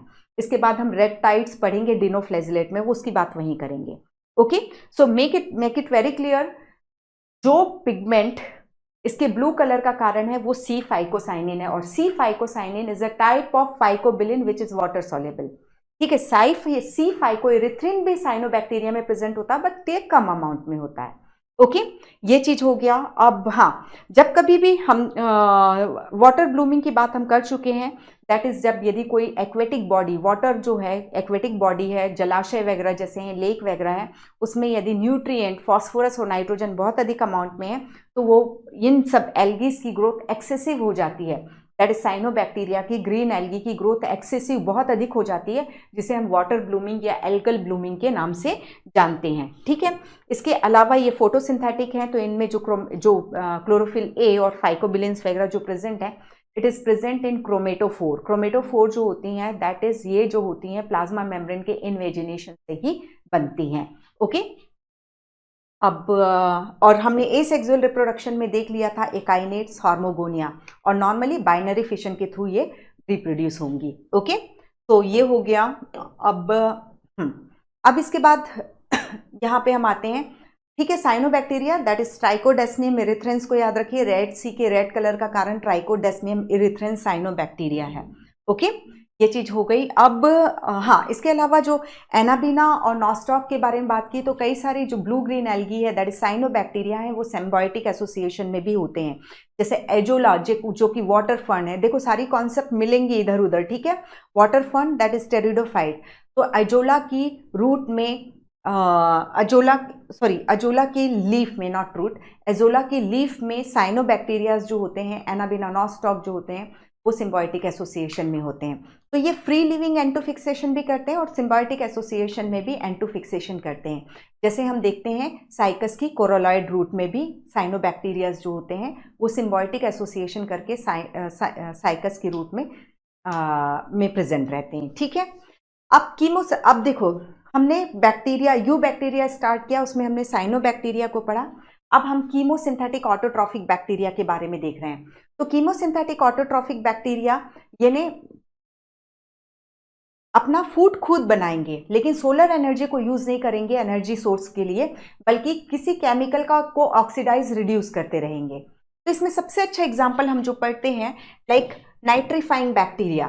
तो पहले मतलब हमने समझा व्हाट इज कीमोसिंथेटिक ऑटोट्रॉफ। तो कीमोसिंथेटिक ऑटोट्रॉफ मीन्स वो ऑर्गेनिज्म जो ऑटोट्रॉफिक होते हैं, अपना फूड खुद सिंथेसाइज कर लेते हैं, लेकिन अब इसके लिए, इस फूड को सिंथेसाइज करने के लिए उनकी जो एनर्जी रिक्वायरमेंट है वो किसी केमिकल के ऑक्सीडेशन रिडक्शन से पूरी होती है। तो जैसे एक एग्जांपल लेते हैं, आप लोग बोल रहे होगे ये नाइट्रीफाइंग बैक्टीरिया हम कितने बार पढ़ चुके हैं अभी अभी में, है ना। तो सिंपल नाइट्रीफाइंग बैक्टीरिया क्या करते हैं, ये अमोनिया को किस में कन्वर्ट करते हैं, NO3 में कन्वर्ट करते हैं। पहले इसको नाइट्राइट में कन्वर्ट करते हैं और फिर नाइट्राइट को ऑक्सीडाइज कर देते हैं NO3 में। तो नाइट्रीफाइंग बैक्टीरिया में ये एग्जाम्पल बिल्कुल याद रखना है, नाइट्रोसोमोनास एंड नाइट्रोसोकोकस। ये दो एग्जाम्पल हम मिनरल न्यूट्रिशन में पढ़ते हैं, 11th का ही प्लांट फिजियोलॉजी मिनरल न्यूट्रिशन में। तो नाइट्रोसोमोनास, नाइट्रोसोकोकस, ये बैक्टीरिया अमोनिया को किस में कन्वर्ट कर देते हैं, NO2 में कन्वर्ट कर देते हैं, और नाइट्रोबैक्टर जो है वो NO2 को नाइट्रेट में कन्वर्ट कर देता है। तो इनका स्वार्थ यहाँ पर ये नहीं है कि हमारे लिए या प्लांट की रूट के लिए NO3 कन्वर्ट बना करके दे रहे हैं। इन बैक्टीरिया का स्वार्थ यहाँ पर यह है कि जब इनको ऑक्सीडाइज किया जाता है, अमोनिया को ऑक्सीडाइज किया जा रहा है नाइट्राइट में और नाइट्रेट में, तो उस प्रोसेस में जो ऑक्सीडेशन रिडक्शन प्रोसेस में जो एनर्जी रिलीज हो रही है, उस एनर्जी का यूज वो करेंगे कार्बन डाइऑक्साइड से ऑर्गेनिक फूड की सिंथेसिस में। तो यहाँ पर इस प्रोसेस में जो एनर्जी रिलीज होगी वो इनको चाहिए, और वो इस प्रोसेस में उन्होंने क्या कर दिया, नाइट्रोजन साइकिल को ऑपरेट करा दिया।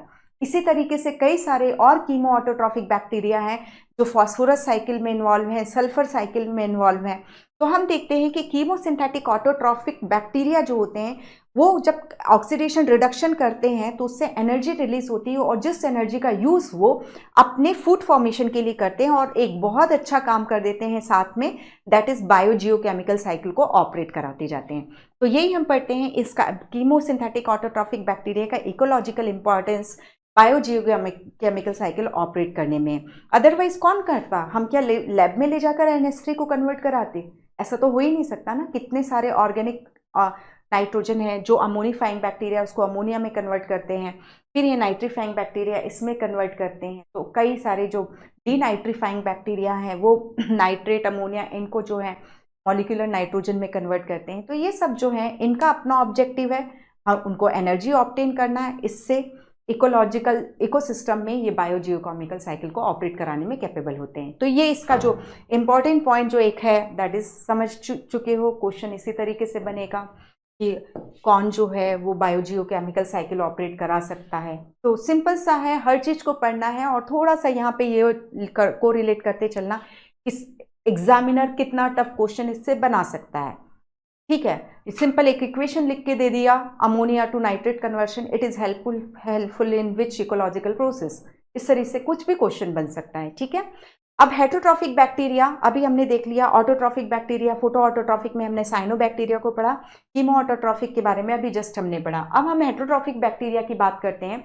तो सॉरी, हेटरोट्रॉफिक बैक्टीरिया में वो अपना खाना तो खुद नहीं बना पाते हैं। ठीक है, उनको कार्बन ऑर्गेनिक मतलब उनको रेडीमेड फूड चाहिए। ठीक है, यानी ऑर्गेनिक कार्बन चाहिए, उनका ऑर्गेनिक कार्बन चाहिए उनको।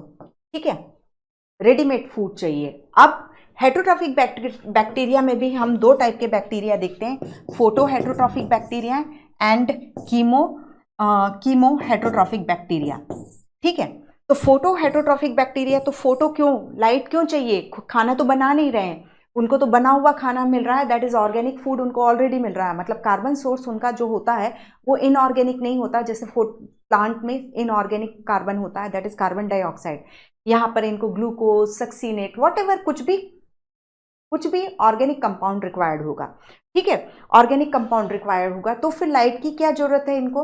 एक्चुअली ये जो ऑर्गेनिक कार्बन इनको मिल रहा है इसको दूसरी चीजों में कन्वर्ट करना पड़ेगा ना, दूसरी चीजें XYZ में कन्वर्ट करना पड़ रहा है। तो इसके लिए यदि लाइट एनर्जी यूज करेंगे तो हम उन्हें फोटो हेटरोट्रॉफ बोलेंगे, और यदि ऑक्सीडेशन रिडक्शन वाली एनर्जी यूज करेंगे तो हम उन्हें कीमो हेटरोट्रॉफ बोलेंगे। कीमो हेटरोट्रॉफ को कई जगह कीमो ऑर्गेनोट्रॉफ, फोटो ऑर्गेनोट्रॉफ भी लिखा हुआ मिलेगा आपको।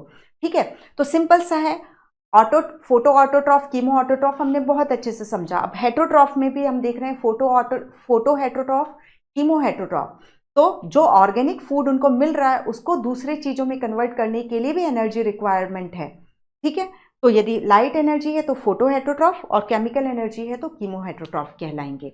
ओके, अब हेटरोट्रॉफिक हमने ये क्लियरली देखा है कि जैसे हमने इसके पहले भी शायद, हाँ इसके पहले भी बात की थी कि यदि सपोज 100 बैक्टीरिया हैं तो उसमें से 70 जो होंगे वो हेटरोट्रॉफिक बैक्टीरिया हैं, और हेटरोट्रॉफिक बैक्टीरिया में भी मैक्सिमम जो है वो डिकम्पोजर होते हैं, पैरासिटिक नहीं होते। अब हेटरोट्रॉफिक में है तो उसमें दो मोड ऑफ न्यूट्रिशन हो जाएगा, या तो पैरासाइट होंगे या सेप्रोफाइट होंगे। तो most of the heterotrophic bacteria are saprophyte.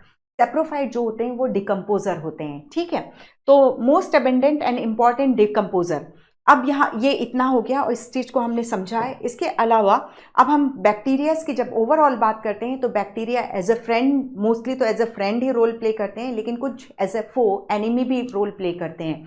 तो फ्रेंडली बैक्टीरिया में हम देखते हैं जैसे लैब जो है, लैक्टिक एसिड बैक्टीरिया, LAB, ये हमें लैक्टोज का फर्मेंटेशन करके लैक्टिक एसिड प्रोड्यूस करके देता है। तो ये कुछ जो है NCERT में है। और इसके अलावा जब हम human microbes and human welfare पढ़ते हैं तो उसमें हम कई सारी बैक्टीरियल एक्टिविटी देखते हैं जो कि हमारे लिए फ्रेंडली काम करती है, चाहे वो चीज़ का प्रोडक्शन है या चाहे साइक्लोस्पोरिन तो फंजाई है, स्ट्रेप्टोकाइनेज का प्रोडक्शन है। तो मतलब हम वहाँ पे भी इन सब चीज़ों को देखेंगे। अभी हम NCERT पे फोकस कर रहे हैं लैक्टिक एसिड बैक्टीरिया। ठीक है, हमें कर्ड बना करके, दही बना करके दे देता है। कई सारे बैक्टीरियाज जो हैं एक्टिनोमाइसिटीज को बिलोंग करते हैं, जो मेनली जो जिन्हें हम रे फंजाई के नाम से भी जानते हैं। तो ये हमें एंटीबायोटिक्स प्रोड्यूस करते हैं। तो बस इतना एक चीज याद रख लो कि एंटीबायोटिक का प्रोडक्शन जो होता है वो किससे होता है, मोस्ट ऑफ द एंटीबायोटिक का प्रोडक्शन जो होता है एक्टिनोमाइसिटीज से होता है। तो एक्टिनोमाइसिटीज बेसिकली बैक्टीरिया हैं, लेकिन उनकी जो स्ट्रक्चर होती है इस तरीके से माइसीलियल लाइक दिखाई देती है, इस वजह से हम उन्हें रे फंजाई के नाम से भी जानते हैं। तो एंटीबायोटिक का मोस्टली प्रोडक्शन जो होता है एक्टिनोमाइसिटीज से होता है। एंटोफिक्सेशन तो हमने देखा, जैसे राइजोबियम है जो बेसिलस बैक्टीरिया है, जो लेग्यूमिनस रूट के साथ लेग्यूमिनस रूट के साथ एंटोफिक्सेशन के लिए रिस्पॉन्सिबल है। इसके अलावा साइनोबैक्टीरिया का हेट्रोसिस्ट वाला चीज़ तो हम अभी देख के ही आ रहे हैं, तो ये एंटोफिक्सेशन भी करते हैं। अब एनीमी बैक्टीरिया में देखें तो कई सारी बैक्टीरियल डिजीज हैं, जैसे कॉलरा विब्रियो कॉलरा से होता है, जैसे हिंदी में हम हैजा कहते हैं। विब्रियो कॉलरा में सिर्फ सिंगल फ्लैजिलम प्रेजेंट होता है, ये चीज़ को याद रख लीजिएगा। साल्मोनेला टाइफी जो है उससे टाइफॉइड डिसीज़ होती है, जो मैरी मेलन वाली जो हमने ह्यूमन हेल्थ एंड डिजीज़ में पढ़ते हैं उसको याद रखिए। टिटनस जिसे हम लॉग डिजीज़ कहते हैं, लॉग जॉ डिजीज़ कहते हैं, क्लॉस्ट्रिडियम टिटेनी से होती है। सिट्रस कैंकर जेंथोमोनास सिट्री से होता है, ये प्लांट डिजीज़ है, नींबू में होने वाला है। जैसे यदि लीव देखोगे ना तो उसमें कई जगह ब्लैक स्पॉट बन जाते हैं हार्ड से, दैट इज़ वो जो होती है वो डिजीज़ जो होती है सिट्रस कैंकर होती है, जो कि जेंथोमोनास सिट्री से होती है। तो इन चारों ये इनके कॉजेटिव एजेंट के नाम को तो आपको अच्छे से याद रखना ही है, ठीक है। एनसीईआरटी के एक भी पॉइंट्स को हमें नहीं छोड़ना है, कि हम ये देख रहे हैं। अब बैक्टीरियल रिप्रोडक्शन की बात करते हैं, तो बैक्टीरियल रिप्रोडक्शन जो होता है मेनली बाइनरी फिशन के थ्रू होता है, सिंपल है। एक बैक्टीरियल सेल है, ये इसका सर्कुलर डीएनए विदाउट हिस्टोन है। जब इसको डिवाइड होना होगा तो ये डीएनए का रेप्लिकेशन होगा और ये डिवाइड होकर के 2 सेल्स में बन जाएंगी, ठीक है। तो बाइनरी फिशन के थ्रू रिप्रोडक्शन होता है।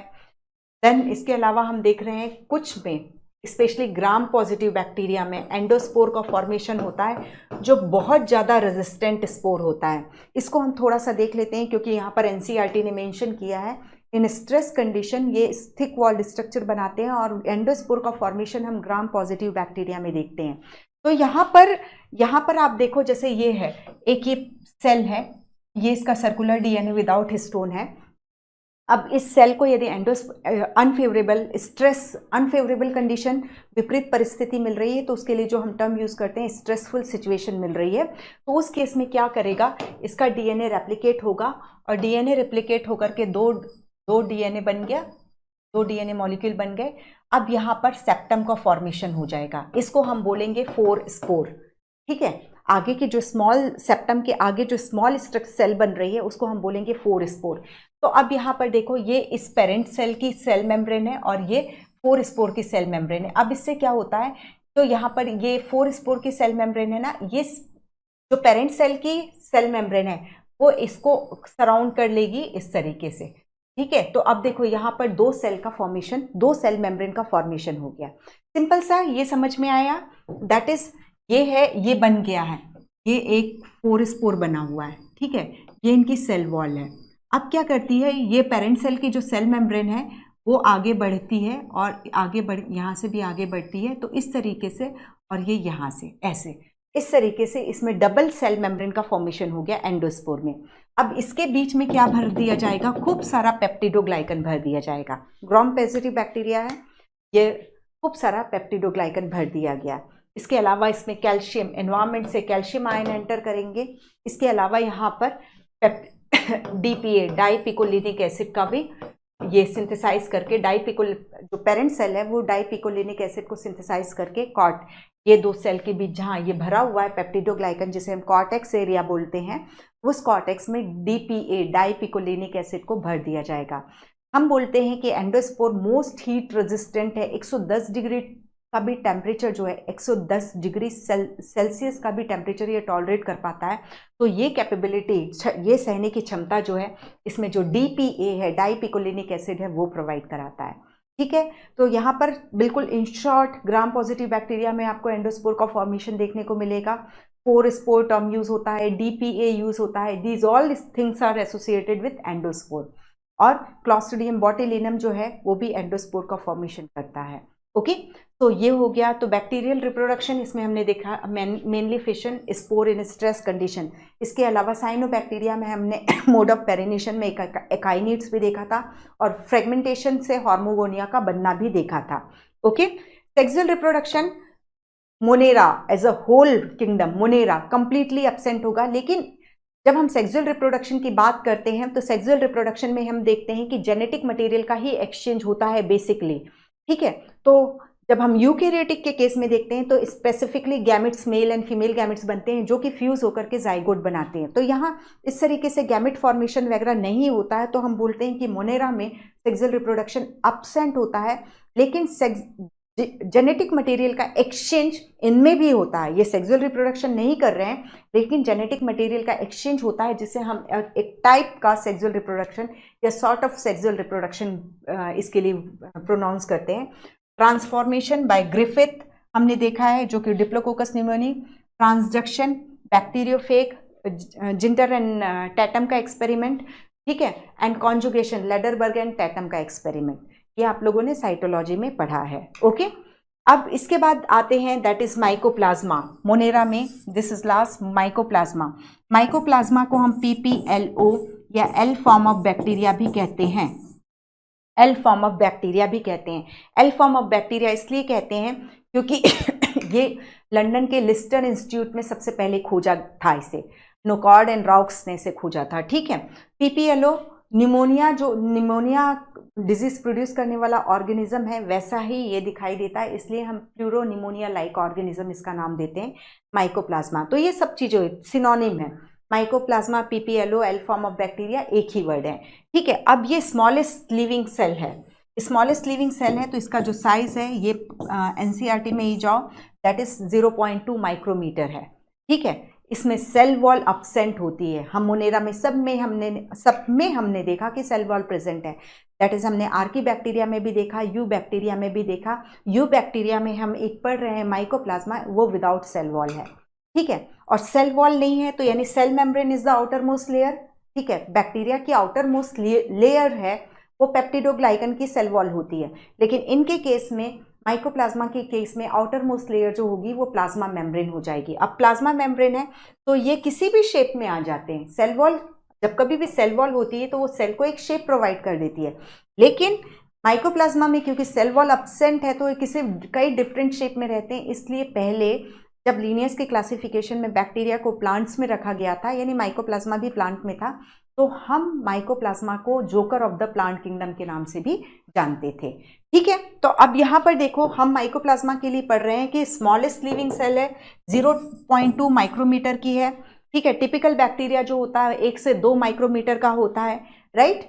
और वायरसेस का हम वहीं पे पढ़ेंगे, वायरसेस का साइज जो होता है 0.2 से 0.2 माइक्रोमीटर का होता है, और एक टिपिकल यूकेरियोटिक सेल जो होती है 10 to 20 माइक्रोमीटर की होती है, ठीक है।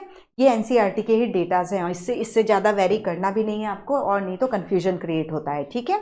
तो माइकोप्लाज्मा में हमने देखा स्मॉलेस्ट लिविंग सेल हो गई, विदाउट सेल वॉल हो गई, ठीक है, और joker of the plant kingdom बोला गया इसे। ये फैकल्टेटिव एनारोब्स होते हैं।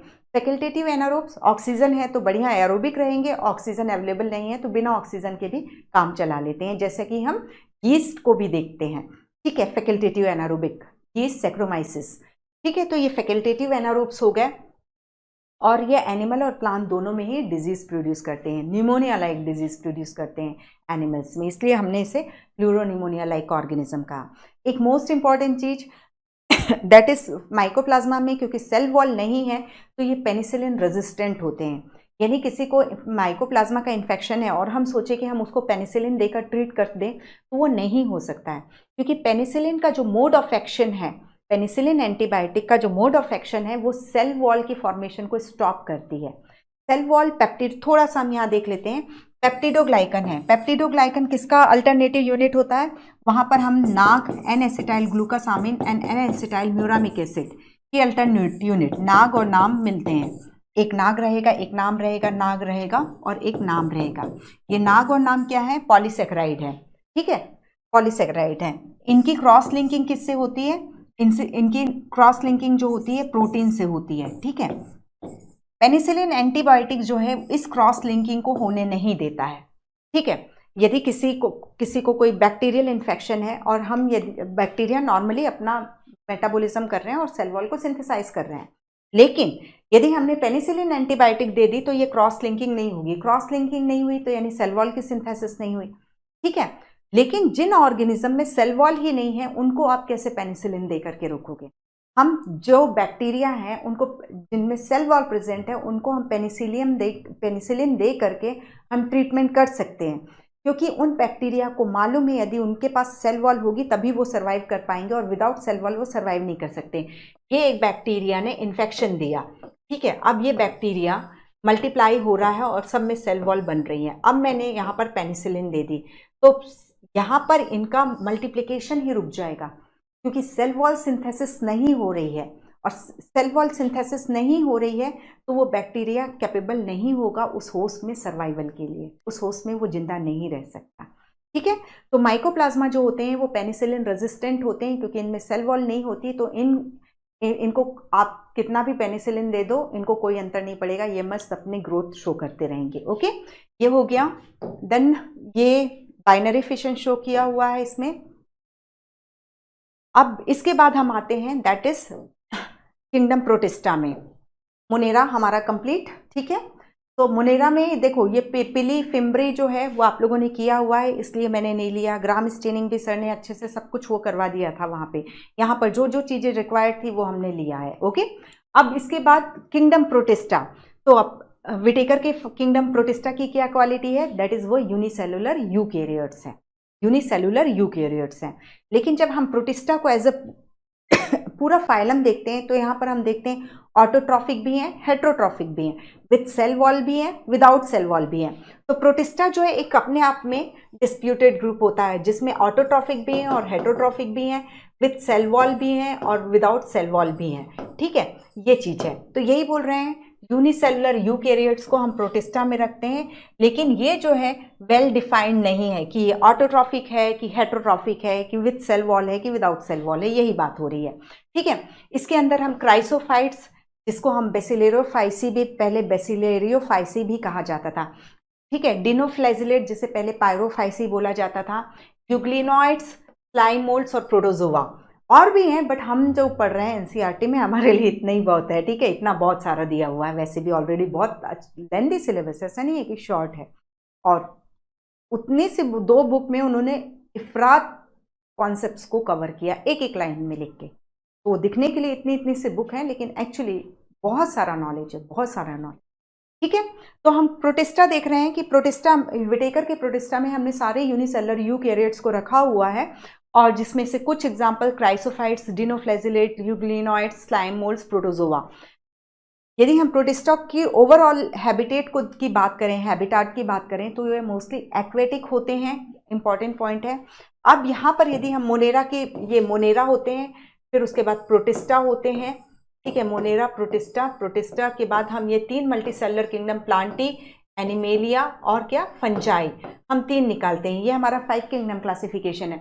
मोनेरा, प्रोटिस्टा, ये दोनों यूनिसेलुलर हो गए, प्लांटी, एनिमेलिया, फंजाई, ये 3 फाइलम जो है मल्टीसेलुलर है। तो आप देखो प्रोटिस्टा जो है लिंक कर रहा है मोनेरा को, किससे लिंक है वो, मोनेरा और मल्टीसेलुलर किंगडम के बीच का। ओके, तो यही चीज लिखा हुआ है कि ये लिंक है मोनेरा टू मल्टीसेलुलर किंगडम। अब हम इसमें सबसे पहला लेते हैं क्राइसोफाइट्स, जिसे पहले बेसिलेरियोफाइसी कहा जाता था। तो क्राइसोफाइट्स में हम डायटम्स एंड गोल्डन एल्गी, जिसे डेस्मिड्स भी कहा जाता, उन्हें रखा गया है, ठीक है। तो इनमें ज़्यादा कुछ भी सच ज़्यादा कुछ भी नहीं है। क्राइसोफाइट, बेसिलेरियोफाइसी, इनमें diatoms and golden algae that is desmids को रखा गया है। माइक्रोस्कोपिक होते हैं और प्लैंकटन होते हैं मोस्टली जो है। यदि हम chrysophytes as a group Protista देखते हैं तो क्राइसोफाइट्स जो होते हैं फाइटोप्लैंक्टॉन्स होते हैं। प्लैंकटन का क्या मतलब होता है, जहां पानी जाएगा वहीं ये बह करके चले जाएंगे। यूनिसेलुलर यूकैरियोट्स तो हैं, इनका खुद का अपना कोई मूवमेंट नहीं होता है, वो जहां पानी पेसिवली फ्लोट करेंगे ये, ठीक है। जबकि नेक्टॉन्स जो होते हैं वो एक्टिवली फ्लोट करते हैं, पानी इधर जा रहा है तो वो अपना मूव करके दूसरे डायरेक्शन में भी जा सकते हैं। लेकिन जो क्राइसोफाइट्स हैं ये प्लैंक्टॉन्स है, फाइटोप्लैंक्टॉन्स हैं, मोस्टली फाइटोप्लैंक्टॉन्स हैं। तो हमने देखा क्राइसोफाइट्स में diatoms and golden algae that is desmids को रखा गया है, ये माइक्रोस्कोपिक हैं, ये प्लैंक्टॉन्स के रूप में होते हैं, ठीक है, मोस्टली फोटोसिंथेटिक होते हैं। ये मत समझो कि सारे की सारे फाइटोप्लैंक्टॉन्स हैं, इसमें कई सारे क्राइसोफाइट्स जूव प्लैंक्टॉन्स के रूप में भी होते हैं, जो कि हेट्रोट्रॉफिक होंगे, जूव यानी एनिमल के समान, फाइटो यानी प्लांट के समान। तो प्लैंक्टॉन्स होते हैं, मोस्टली फोटोसिंथेटिक होते हैं। तो यहीं से अपना क्लियर हो जाता है कि यहाँ पर हेट्रोट्रॉफिक ऑर्गेनिज्म भी हैं। और जो फाइटोप्लैंक्टन है वो ओशन के, महासागर के चीफ प्रोड्यूसर के रूप में होते हैं। यहाँ पर जो एक चीज़ याद रखो, जब ये हम डायटम्स की बात करते हैं तो डायटम्स में नाम से थोड़ा सा लिखते हैं, डायटम्स में मतलब उन ये जो डायटम्स की जो सेल होती है वो उन्हें फ्रस्ट्यूल बोला जाता है, फ्रस्ट्यूल। ठीक है, यदि हम इसको देखें तो ये जैसे दो कटोरियों को एक दूसरे के अंदर फिट कर दिया जाता है ऐसे ओवरलैप करके, इस तरीके से डायटम्स की स्ट्रक्चर होती है, इस तरीके से इन डायटम्स की स्ट्रक्चर होती है। ठीक है, ओवरलैपिंग दो हाल्व इसमें प्रेजेंट होते हैं और एक दूसरे के ऊपर फिट होते हैं, और इन सेल्स को हम फ्रस्ट्यूल बोलते हैं, डायटम्स की सेल को हम फ्रस्ट्यूल्स बोलते हैं। और इनकी सेल वॉल में सिलिका का डिपोजिशन होता है, सिलिका का डिपोजिशन होता है, और जिसके कारण इनकी सेल वॉल इनडिस्ट्रक्टेबल हो जाती है, ये डिग्रेड नहीं होती है। और इनकी सेल वॉल जो है धीरे धीरे समुद्र में इकट्ठी होकर के नीचे तल पर बैठकर डायएटमेशियस अर्थ बनाती है, और इन डायएटमेशियस अर्थ को माइनिंग की जाती है, उसे खोद के निकाला जाता है इसकी फिल्ट्रेशन की प्रॉपर्टी के कारण। तो डायएटमेशियस अर्थ का यूज जो होता है ऑयल एंड सिरप के फिल्ट्रेशन और पॉलिशिंग में होता है। So in short, chrysophyte fresh water में भी रहते हैं, मरीन वाटर भी रहते हैं, ये पेसिवली फ्लोट करते हैं, दैट्स वाई हम इनको प्लैंकटन कह रहे हैं। मोस्टली ऑटोट्रॉफिक होते हैं, यानी यदि हम क्राइसोफाइट में मोस्टली देखें तो ये फाइटोप्लैंकटन के रूप में प्रेजेंट होते हैं। चीफ प्रोड्यूसर हो गए, इसके अलावा इसमें क्लोरोफिल ए भी प्रेजेंट होता है। ठीक है, और ओवरलैपिंग सोप बॉक्स के रूप में होते हैं, इनकी सेल वॉल में सिलिका है जिसके कारण डायएटमेशियस अर्थ का फॉर्मेशन होता है, जिसकी माइनिंग, जिसे खोद के निकाला जाता है, उसकी फिल्ट्रेशन एंड पॉलिशिंग की प्रॉपर्टी के कारण। तो ऑयल एंड सिरप का फिल्ट्रेशन जो होता है वो डायएटोमेशियस अर्थ के थ्रू होता है। ठीक है, तो हमने डायटम्स में देखा fresh water and marine water दोनों में थे। हमने प्रोटिस्टा को पढ़ा ही है कि मोस्टली एक्वेटिक होते हैं, मतलब या तो एक्वेटिक होंगे, पानी में होंगे, या बिल्कुल मॉइस्ट एरिया में प्रेजेंट होंगे। ठीक है, जितने भी हम देखेंगे यही होगा। अब डिनोफ्लैजिलेट की बात करते हैं तो ये मोस्टली मरीन है, फोटोसिंथेटिक है, इनमें कई डिफरेंट कलर के पिगमेंट्स प्रेजेंट होते हैं। रेड कलर का पिगमेंट को हम यहाँ पर अच्छे से पढ़ लेते हैं। तो जब हम डायटम्स की बात करते हैं तो डायटम्स में ये रहता है कि ये इस तरीके से दो वॉल्व होते हैं। ठीक है, और इनकी जो ये आउटर सरफेस है, यहाँ सेलुलोज की स्टिफ प्लेट्स प्रेजेंट होती हैं, सेलुलोज की स्टिफ प्लेट्स प्रेजेंट होती हैं। ठीक है, और इनमें दो फ्लैजिला होते हैं। तो इस फ्लैजिला को आप जो ये ग्रुप मिल रही ना, ये अपर इपीवॉल्व और हाइपोवॉल्व, ऊपर वाले को हम इपीवॉल्व बोलते हैं। ये सब नाम वाम याद रखने की जरूरत नहीं है, बट जस्ट समझने के लिए कर लेना है। हाइपोवॉल्व हुआ, ये जो है इस तरीके से इपीवॉल्व हाइपोवॉल्व, इसके बीच में एक ग्रुप बन रही है। तो ये जो फ्लैजिला है ये इसमें रैप रहते हैं, इसमें लपेट दिए जाते हैं, जैसे ये है तो यहाँ लपेट दिए जाते रहे। ठीक है, तो एक लॉन्गिट्यूडनल फ्लैजिला होता है और ट्रांसफर फ्लैजिला जो होता है वो ग्रूव में होता है। और इनकी फ्लैजिला की जो बहुत तेज मूवमेंट से ये जो डिनोफ्लैजिलेट हैं बिल्कुल स्पिन करते रहते हैं, अपनी जगह पर ऐसे मूव करते रहते हैं। इस वजह से डिनो, एक तो हम याद रख लो कि दो फ्लैजिला प्रेजेंट है। ठीक है, और डिनोफ्लैजिलेट दो फ्लैजिला प्रेजेंट है, डिनो से ये याद रखो। डिनो का मतलब है व्हर्लिंग करते हैं, अपनी जगह पर मूव करते रहेंगे, तो इस वजह से इन्हें डिनोफ्लैजिलेट कहा जाता है। और इसमें कई कलर के पिगमेंट्स हैं, कुछ रेड डिनोफ्लैजिलेट्स होते हैं। उसका रेड डिनोफ्लैजिलेट का एक एग्जाम्पल है रिप्रेजेंटेटिव ऑर्गेनिज्म गाइन्यूलेक्स। ठीक है, गाइन्यूलेक्स जो है वो उसमें रेड पिगमेंट होता है, और जब फेवरेबल सीजन होता है ये एक्सेसिव मल्टीप्लिकेशन शो करता है, खूब ज़्यादा डिवाइड होता है, और समुद्र में इसके नंबर बहुत ज़्यादा बढ़ जाते हैं। तो जिसके कारण क्या होता है, क्योंकि पानी, समुद्र के पानी में ये रेड डिनोफ्लैजिलेट बहुत अधिक संख्या में है, तो जो टाइड्स उठती है, ज्वार उठता है, वो रेड कलर का दिखाई देता है। तो रेड टाइड का कारण गाइन्यूलेक्स है, रेड डिनोफ्लैजिलेट है। रेड सी का कारण ट्राइकोडेस्मियम इरिथ्रेंस है, जो कि एक साइनोबैक्टीरिया। ठीक है, तो ये हो गया। तो यही चीज़ है, इसमें यही याद रखना है, दैट इज मोस्टली मरीन हो गए, फोटोसिंथेटिक हो गए, बाइफ्लैजिलेट हो गए, one longitudinal and one transversely in a furrow between the wall plates. ये ग्रूव जो दिखाई दे रहा है, ये यहाँ पर इस तरीके से लगता होगा, और इनकी एक्टिविटी के कारण ये वर्लिंग स्पिनिंग शो करते हैं। ठीक है, ये हो गया। तो red tide rapid multiplication of gonyaulax. हाँ, अब ये गाइन्यूलेक्स जो होता है टॉक्सिन्स का भी सिक्रीशन करता है, और ये टॉक्सिन्स जो होते हैं समुद्री जीव जंतु, कई सारे इनवर्टिब्रेट्स, फिशेज, उनकी किलिंग के लिए रिस्पॉन्सिबल होते हैं। ठीक है, ये हो गया। अब ये हमारा आ गया यूग्लिनॉइड। यूग्लिनॉइड अपने आप में एक यूनिक है, क्योंकि यूग्लिनॉइड में एक रिप्रेजेंटेटिव मेंबर है यूग्लिना, जिसे हम प्लांट और एनिमल के बीच की लिंक मानते हैं। ठीक है, यूग्लिनॉइड में सेल वॉल नहीं होती, बल्कि इसमें एक आउटर कवरिंग होती है जो प्रोटीन की बनी होती है, जिसे हम क्या कहते हैं, पेलिकल कहते हैं। ये जो दिखाई दे रही है ये क्या है, प्रोटीनेशियस पेलिकल है, और ये इस पेलिकल के कारण ही इसमें फ्लेक्सिबिलिटी है। ये सब अपने आप में एक एक एमसीक्यूज हैं। ठीक है, तो ये देख लो, फ्रेश वाटर में होता और स्टेगनेंट बहते फ्लोइंग वाटर में नहीं होता, स्टेगनेंट वाटर रुके हुए पानी में यूग्लिना पाया जाता है। इसमें पेलिकल है जो उसको फ्लेक्सिबिलिटी प्रोवाइड कराती है।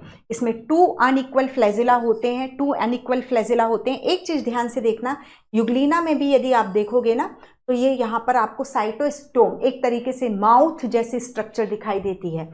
यहीं से फ्लैजिला निकल रहा है, और ये जो मैंने बनाया, ये जो मैं बना रही हूँ, दिस इज माउथ। यहीं से जो है फूड वगैरह की एंट्री होती है जब ये हेटरोट्रॉफ के समान बिहेव करता है।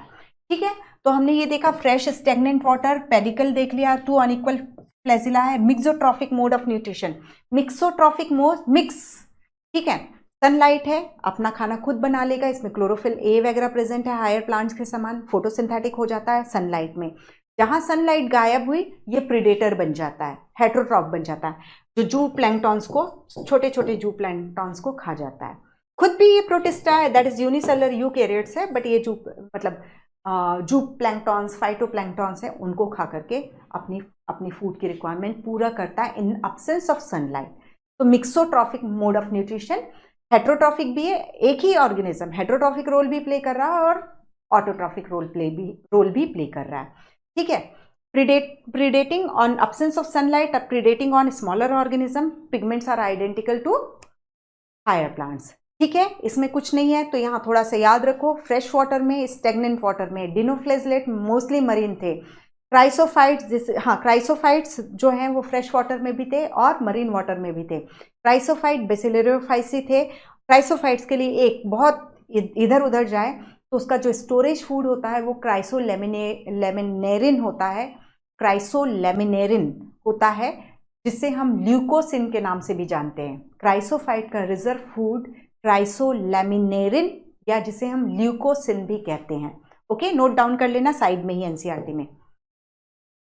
अब इसके बाद हम आते हैं नेक्स्ट ग्रुप है स्लाइम मोल्ड्स, और इसके बाद बचता है हमारा प्रोटोजोआ आज का। ठीक है, तो स्लाइम मोल्ड्स जो होते हैं वो सेप्रोफाइटिक होते हैं। ठीक है, हेटरोट्रॉफिक है, और हेटरोट्रॉफिक में ये क्या है, इसमें कोई पैरासिटिक नहीं है, ये सेप्रोफाइटिक होते हैं। ठीक है, और ये सेप्रोफाइटिक होते हैं, और ये इनगल्फिंग ट्विग, जो पौधों की लकड़ियां, टूटी टूटी लकड़ियां, छोटी छोटी लकड़ियां होते हैं, उसको खाते हैं। ठीक है, जो इनकी वेजिटेटिव स्ट्रक्चर होती है उनमें कोई सेल वॉल नहीं होती। पहले स्लाइम मोल्ड को फंजाई में रखा गया था। ठीक है, तो यहाँ पर दैट इज सुटेबल कंडीशन, मतलब इनकी जो वेजिटेटिव स्ट्रक्चर है, जो इनकी मेन बॉडी है, उसमें कोई सेल वॉल नहीं होती। लेकिन जब ये स्पोर का प्रोडक्शन करते हैं तो स्पोर विथ वॉल होता है। ये चीज अपने आप में यूनिक है। ठीक है, तो vegetative structure without cell wall है, लेकिन स्पोर्स जो हैं वो रेजिस्टेंट होते हैं, वो वॉल्ड स्ट्रक्चर होते हैं, उनमें वॉल प्रेजेंट होती है। अब यहाँ पर देखो, सेप्रोफाइटिक हो गए, ये ट्विग को इनगल्फ करेंगे, खाएंगे under suitable condition Plasmodium formation. तो इसको अभी हम देख रहे हैं सॉरी, यहाँ पर आप इसको देखते हैं हम।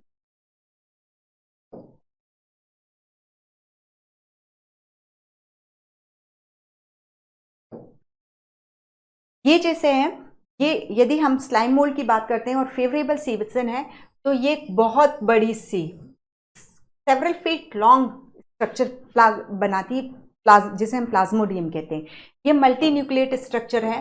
ठीक है, ये स्यूडोपोडिया निकाल के ट्विग के सहारे, यदि कोई लकड़ी यहाँ पर कुछ भी पड़ा हुआ है तो इससे आगे बढ़ती जाएगी, स्यूडोपोडिया फॉर्म करती जाएगी मल्टी न्यूक्लिएट प्लाज्मोडियम में। प्लाज्मोडियम वाइवेक्स हम पढ़ेंगे प्रोटोजोआ में। ये एग्रीगेशन है, कई सारी जो मतलब जो स्ट्रक्चर है वो फ्यूज होकर के एक प्लाज्मोडियम को बना रही हैं। वहाँ प्लाज्मोडियम वाइवेक्स जो है एक ऑर्गेनिज्म का, एक प्रोटोजोआ का नाम है। यहाँ जो हम प्लाज्मोडियम पढ़ रहे हैं वो फेवरेबल सीजन में एग्रीगेशन ऑफ प्रोटोप्लाज्मिक मास इकट्ठा होकर के मल्टी न्यूक्लिएट स्ट्रक्चर बना रहा है, जिसे हम प्लाज्मोडियम कह रहे हैं। तो ये एक पॉइंट प्लाज्मोडियम फेवरेबल सीजन में बनेगा। एग्रीगेशन ऑफ प्रोटोप्लाज्म में मल्टी न्यूक्लिएट स्ट्रक्चर है, ये स्यूडोपोडिया के रूप बना करके आगे बढ़ता, मूव करता रहेगा, क्रॉल करता रहेगा, ठीक है। अब इसके बाद जैसे अनफेवरेबल सीजन आता है तो ये जो होता है, ये प्लाज्मोडियम जो है ये डिप्लॉयड होता है। एक चीज याद रखना, जैसे फेवरेबल सीजन आता है तो फेवरेबल सीजन में तो इसने प्लाज्मोडियम बनाया, जैसे अनफेवरेबल सीजन आया तो ये जो प्लाज्मोडियम है ये क्या करता है, ये प्लाज्मोडियम है डिप्लॉयड है, इसमें जितने भी न्यूक्लियस है हर एक न्यूक्लियस डिप्लॉयड है। इससे इस तरीके से फ्रूटिंग बॉडीज का फॉर्मेशन होता है और जिसमें स्पोर के बनने के समय मियोसिस हो जाएगी, ठीक है। तो ये स्पोर कैसे बने, हैप्लॉइड स्पोर बने। ये स्पोरेंजियम से ये हैप्लॉइड स्पोर बाहर निकलेंगे, इनमें वॉल प्रेजेंट है, ये एक्सट्रीमली रेजिस्टेंट होते हैं, अनफेवरेबल कंडीशन इनका कुछ भी नहीं बिगाड़ पाती, ये जिंदा रहते हैं स्पोर के फॉर्म में, ठीक है। जैसे ही फेवरेबल सीजन आएगा ये जर्मिनेट होंगे, ठीक है, और या तो फ्लैजिलेटेड स्ट्रक्चर को बनाएंगे या अमीबॉइड स्ट्रक्चर को बनाएंगे।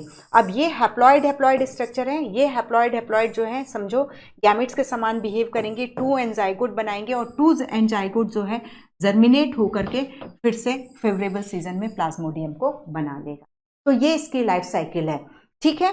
तो क्लियर हुआ, दैट इज फेवरेबल सीजन में तो ये प्लाज्मोडियम बना रहे हैं जो कि मल्टी न्यूक्लिएट एग्रीगेट्स है प्रोटोप्लाज्म का।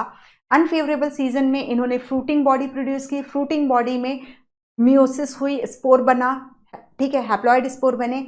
इन हैप्लॉइड स्पोर का डिस्पर्शन, फैलना विंड ने करा दिया, एयर ने करा दिया, ठीक है, हवा ने करा दिया। उसके बाद जब फेवरेबल सीजन हुआ तो अनफेवरेबल कंडीशन में ये स्पोर के फॉर्म में ही रहेंगे, जैसे ही फेवरेबल कंडीशन आई ये जर्मिनेट होंगे, जर्मिनेट होकर के ये फ्लैजिलेटेड सेल भी प्रोड्यूस कर सकते हैं या अमीबॉइड सेल भी प्रोड्यूस कर सकते हैं।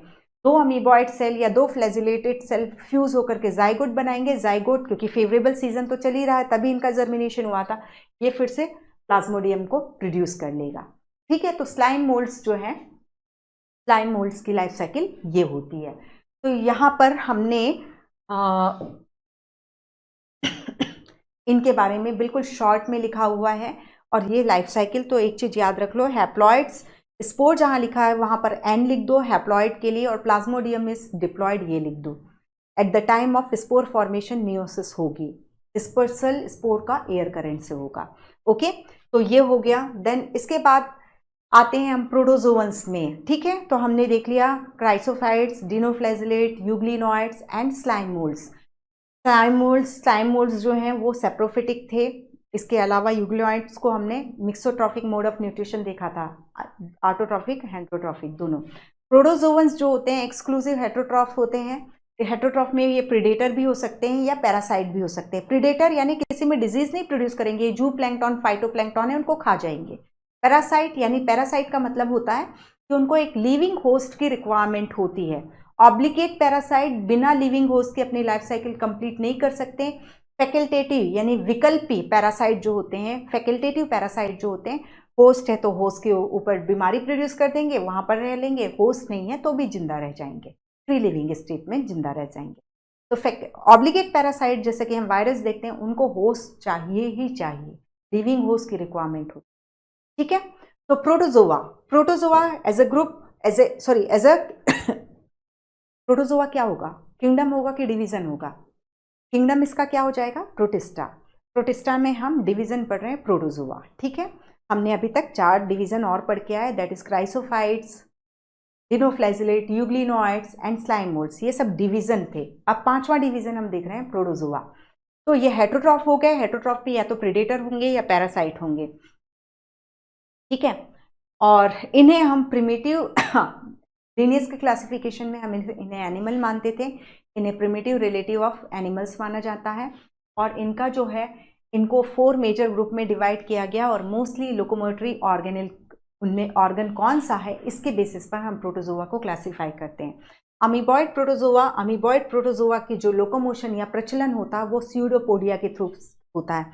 अमीबॉइड प्रोटोजोआ का कोई डेफिनेट शेप नहीं होता, जैसे ये प्रोटोजोआ है अभी इस शेप का दिखाई दे रहा है, अभी थोड़ी देर में स्यूडोपोडिया प्रोड्यूस करके इस तरीके का हो जाएगा, ठीक है। तो अमीबॉइड प्रोटोजोआ जो होते हैं मूव एंड कैप्चर फूड, उनमें लोकोमोशन और फूड कैप्चरिंग जो होती है स्यूडोपोडिया के थ्रू होती है। इनके जो मरीन फॉर्म होते हैं उनमें सिलिशियस सेल प्रेजेंट होता है, सेल वॉल नहीं होगी ना। प्रोटोजोआ को हम प्रिमिटिव रिलेटिव ऑफ एनिमल मानते हैं और एनिमल में सेल वॉल नहीं होती, प्रोटोजोआ में सेल वॉल नहीं है, ये सिलिशियस सेल है, वो भी सिर्फ मरीन फॉर्म में है। ठीक है, एग्जाम्पल एंट अमीबा हिस्टोलेटिका, एंट अमीबा हिस्टोलेटिका जो कि अमीबिक डिसेंट्री का कारण होता है। अमीबा जिंजीवैलिस जो होता है, एंट अमीबा जिंजीवैलिस जो होता है वो जिंजीवाइटिस मसूड़ों में रोग डिजीज प्रोड्यूस करता है। और अमीबा जो होता है तो एंट अमीबा पैरासाइट है जिसमें, और अमीबा जो होता है वो प्रीडेटर होता है। ठीक है, कॉन्ट्रेक्टाइल वो वैक्यूल जो होती है इसमें ऑस्मो रेगुलेशन एंड एक्सक्रीशन का काम करती है। ओके, तो साइटोलॉजी में आपने पढ़ा होगा, एक तरीके का क्वेश्चन बनता है कि एक फ्रेश वाटर अमीबा को यदि हम मरीन वाटर में ट्रांसफ़र करते हैं तो उसमें कॉन्ट्रेक्टाइल क्या होगा, वो और बन जाएगी, वो बड़ी साइज़ की बन जाएगी, वो डिसअपेयर हो जाएगी। तो आंसर क्या हो जाएगा, वो डिसअपेयर हो जाएगी। क्यों? क्योंकि जब फ्रेश वाटर में रखते हैं जब अमीबा की सेल को तो कंटिन्यूस एंडोऑस्मोसिस होती रहती है और सेल के अंदर पानी इकट्ठा होता जाता है, और अमीबा की सेल में सेल वॉल तो है नहीं जो एक लिमिट के बाद उसकी ग्रोथ को रोक सके। तो यदि ये कंटिन्यूस एंडोऑस्मोसिस होती जाएगी तो सेल जो है अमीबा की सेल फट जाएगी। उससे बचने के लिए क्या किया जाता है, वेसिकल्स में पानी को इकट्ठा किया जाता है और उसकी एक्सोसाइटोसिस शो करा करके उस पानी को बाहर निकाल दिया जाता है। बिल्कुल वैसे ही जैसे बारिश में यदि अपने घर में पानी भर जाए तो हम बाल्टियों में पानी भर भर के बाहर फेंकते जाते हैं, बिल्कुल उसी तरीके से अमीबा की कॉन्ट्रैक्टाइल वैक्यूल जो फ्रेश वाटर में प्रेजेंट होते हैं वो यही काम करती हैं कि पानी भरती हैं वेसिकल में और उसको ले जा करके प्लाज्मा मेम्ब्रेन के पास जैसे बलून फोड़ा जाता है वैसे फोड़ करके पानी को बाहर निकाला जाता है। क्योंकि यदि कॉन्ट्रैक्टाइल वैक्यूल इस तरीके से एक्सोसाइटोसिस के थ्रू ऑस्मो रेगुलेशन नहीं करेंगी तो क्या होगा, पानी कंटिन्यूस अंदर आता जाएगा और अमीबा की सेल जो है वो फट जाएगी। ठीक है, तो ये होता है। तो ये प्रोटोजोआ के बारे में हमने देखा, प्रोटोजोआ के अमीबॉइड प्रोटोजोआ के बारे में देखा हमने, जिनमें लोकोमोशन जो है वो स्यूडोपोडिया के थ्रू हो रहा है। और स्यूडोपोडिया को कौन बना रहा था, माइक्रोफिलामेंट बना रहा था। ओके याद है ना, साइटोलॉजी में हम 3 साइटोस्केलेटन पढ़ते हैं, microtubule, microfilament and intermediate filament.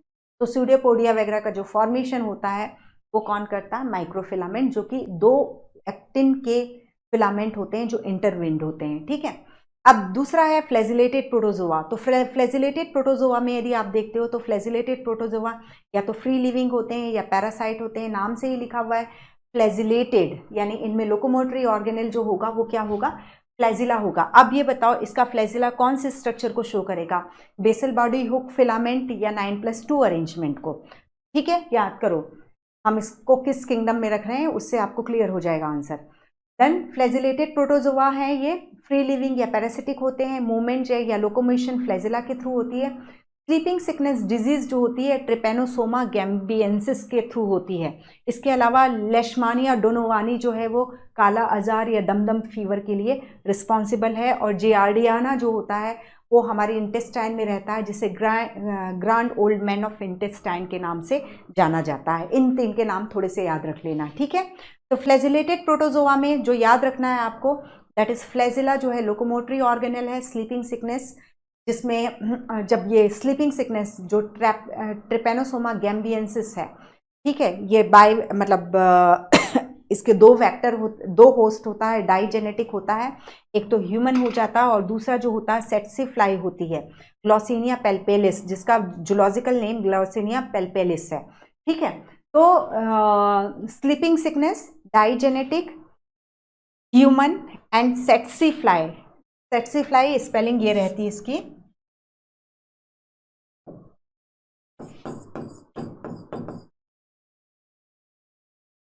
ठीक है, तो इसको थोड़ा सा याद रखो क्योंकि स्पेशली स्लीपिंग सिकनेस का नाम दिया हुआ है। तो डाइजेनेटिक हो गया, ह्यूमन और सेट्सीफ्लाई हो गया, और फ्लैजिला तो लोकोमोटरी ऑर्गेनल हो गया। और जब क्रॉनिक स्टेज में पहुंचती है ये डिजीज तो ये सेंट्रल नर्वस सिस्टम को अफेक्ट करती है, और जिसके सिम्टम्स में कंटिन्यूस स्लीपिंग फील होता रहता है, और फाइनली जो है अनअवॉइडेबल हो जाती है, क्रॉनिक स्टेज में डेथ को लीड करती है।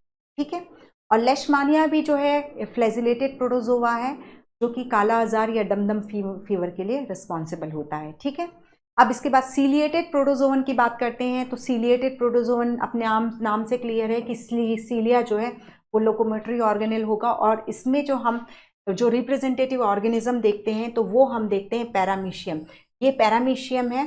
पैरामीशियम में और प्रोटोजोआ के कंपैरिजन में ज़्यादा डिफ्रेंशिएशन होता है। इसमें थाउजेंड्स ऑफ सीलिया प्रेजेंट होते हैं जो लोकोमोशन के लिए रिस्पॉन्सिबल होते हैं। एक चीज़, जब आप साइटोलॉजी पढ़ो एनसीईआरटी में तो एक चीज़ जरूर याद ध्यान से पढ़ना, यदि हम सीलिया की बात करते हैं तो सीलिया ऑर्गेनिज्म को भी मूव करा सकता है या अपने सराउंडिंग मूवमेंट को पीछे भेज सकता है। उनकी जो सिंक्रोनाइज बीटिंग होती है, तो जबकि फ्लैजिला का काम जो रहता है वो सिर्फ ऑर्गेनिज्म को मूव कराएगा। ठीक है, फ्लैजिला की मूवमेंट से सिर्फ ऑर्गेनिज्म मूव होगा, सराउंडिंग मीडियम पे इफेक्ट नहीं डालता। सीलिया जो है ऑर्गेनिज्म को भी मूव करा सकता है और सराउंडिंग मीडियम पर भी अफेक्ट को भी वो मूव करा सकता है, ये चीज़ है। ठीक है, तो चलिए वो अलग हो गया। तो यहाँ पर हम जब सीलिएटेड प्रोटोजोआ की बात करते हैं तो थाउजेंड्स ऑफ सीलिया प्रेजेंट होते हैं। जो सीलिएटेड प्रोटोजोवन है यहाँ पर डिफ्रेंशिएशन हमें ज़्यादा देखने को मिलता है। लाइक हमें यहाँ माउथ लाइक स्ट्रक्चर देखने को मिलती है जिसे हम साइटोस्टोम कहते हैं, और जो ये इस तरीके से एनस लाइक स्ट्रक्चर भी दिखाई देती है। ठीक है, तो यहाँ पर ये गलेट होती है, जहाँ से यहाँ सीलिया जो है, ये सीलिया जो है कंटिन्यूस बीट होकर के फूड को इस mouth like structure that is cytopharynx में गलेट में भिजवाते हैं। और ये देखो, ये इस तरीके से ये यहाँ फूड पहुंचा, अब यहाँ पर इस तरीके से ये फूड वैक्यूल के रूप में अंदर भेज दिया जाएगा, जहाँ पर लाइसोसोम जो है उस फूड को कंप्लीटली डाइजेस्ट करा देगा। ठीक है, इसके अलावा पैरामीशियम में दो न्यूक्लियस होते हैं, बाई न्यूक्लिएट कंडीशन होती है। एक स्मॉल साइज न्यूक्लियस जो होता है वो रिप्रोडक्शन में पार्टिसिपेट करता है। सीलिएटेड प्रोटोजोआ जो होते हैं वो कॉन्जुगेशन मैकेनिज्म से सेक्सुअल रिप्रोडक्शन करते हैं। तो स्मॉल न्यूक्लियस जो माइक्रो न्यूक्लियस है, माइक्रो यानी छोटा न्यूक्लियस है, वो रिप्रोडक्शन में पार्टिसिपेट कर रहा है, जबकि जो लार्ज न्यूक्लियस है वो रिस्पॉन्सिबल होता है, दैट इज ये पैरामीशियम की ऑल वेजिटेटिव मतलब अदर देन सेक्सुअल रिप्रोडक्शन पूरी एक्टिविटी जो है मैक्रो न्यूक्लियस कंट्रोल करता है, रेगुलेट करता है। ठीक है, तो ये हो गया। तो ये इसमें दैट इज सीलिएटेड प्रोटोजोआ। ठीक है, लोकोमोशन बाय सीलिया। माउथ कैविटी होती है जिसे हम गलेट कहते हैं, जिसमें सीलिया की सिंक्रोनाइज ब्रीथिंग के थ्रू इस गलेट या इस कैविटी में फूड आता है। ये गलेट या कैविटी जो है फूड एंट्री के लिए है। एग्जाम्पल पैरामीशियम हो गया। और लास्ट जो है प्रोटोजोआ दैट इज स्पोरोजोवन है, जिसमें हम प्लाज्मोडियम वाइवेक्स, हमारा जो मलेरिया पैरासाइट है वो भी डाइजेनेटिक है। दैट इज एक मॉस्किटो, फीमेल एनाफिलिस मॉस्किटो और ह्यूमन, ये दो उसके होस्ट होते हैं। ठीक है, और प्राइमरी होस्ट जो होता है वो मॉस्किटो होता है, क्योंकि प्राइमरी होस्ट की कॉन्सेप्ट इस पर बेस्ड है कि वो ऑर्गेनिज्म कहाँ सेक्सुअल रिप्रोडक्शन कर रहा है। तो प्लाज्मोडियम वाइवेक्स जो है सेक्सुअल रिप्रोडक्शन वो मॉस्किटो में करता है। ठीक है, तो स्पोरोजोवन, तो यहाँ इन्फेक्शियस स्पोर लाइक स्टेज, तो infectious spore like stage Plasmodium में हम किसको बोलते हैं? स्पोरोजोइड। मॉस्किटो जब एनाफिलिस हमें काटती है तो स्पोरोजोइड्स को ही तो हमारी सर्कुलेटरी सिस्टम में पहुंचा देती है, और यहाँ से होते हुए वो कहाँ पहुंचता है? लीवर में पहुंचता है, जहाँ वो एक्सो एरिथ्रोसाइटिक साइकिल को स्टार्ट कराता है। फिर आरबीसी में साइकिल होती है, फिर गैमेट्स बनते हैं, फिर इन एनाफिलिस हमारा ब्लड सक करेगी तो इन micro gametocyte and mega gametocyte को ले जाती है वो ब्लड सक के थ्रू, और उसके स्टमक में इन गैमेटोसाइट्स का फ्यूजन होता है। ठीक है, तो स्पोरोजोन में infectious spore like stage that is sporozoite के बारे में बोला जा रहा है। Plasmodium is a malaria parasite जिसका ह्यूमन पॉपुलेशन में स्टैगरिंग वेरी बैड इफेक्ट हमें देखने को मिलता है। ठीक है, तो ये हो गया। ओके, सो आज के लेक्चर में यहाँ हमने प्रोटोजोआ तक का कंप्लीट किया है। नेक्स्ट लेक्चर में हम फंजाई से स्टार्ट करेंगे। तो सिंपल कीप रीडिंग एनसीईआरटी, कोशिश करिए कि 2-3 बार रीड कर सकें। और एनसीईआरटी ये जो क्रैश कोर्स के नोट्स हैं वो तो बहुत ही कंसाइज हैं और बहुत आप लोगों ने ऑलरेडी पढ़ा होगा, तो जब एरो देखोगे तो अपने आप से ही आपको बाकी के भी पॉइंट्स आराम से याद आ जाएंगे। तो ऑल इंपॉर्टेंट पॉइंट्स इसमें दिए हुए हैं। इसके अलावा जो do you know and difference between, उसको आप करके रखिए, क्योंकि हमने सारी चीज़ों को पढ़ लिया है। वो आपकी रिस्पॉन्सिबिलिटी है कि उसके आंसर्स को आपको फाइंड आउट करना है। यदि कोई भी प्रॉब्लम होती है तो definitely. Thank you, take care.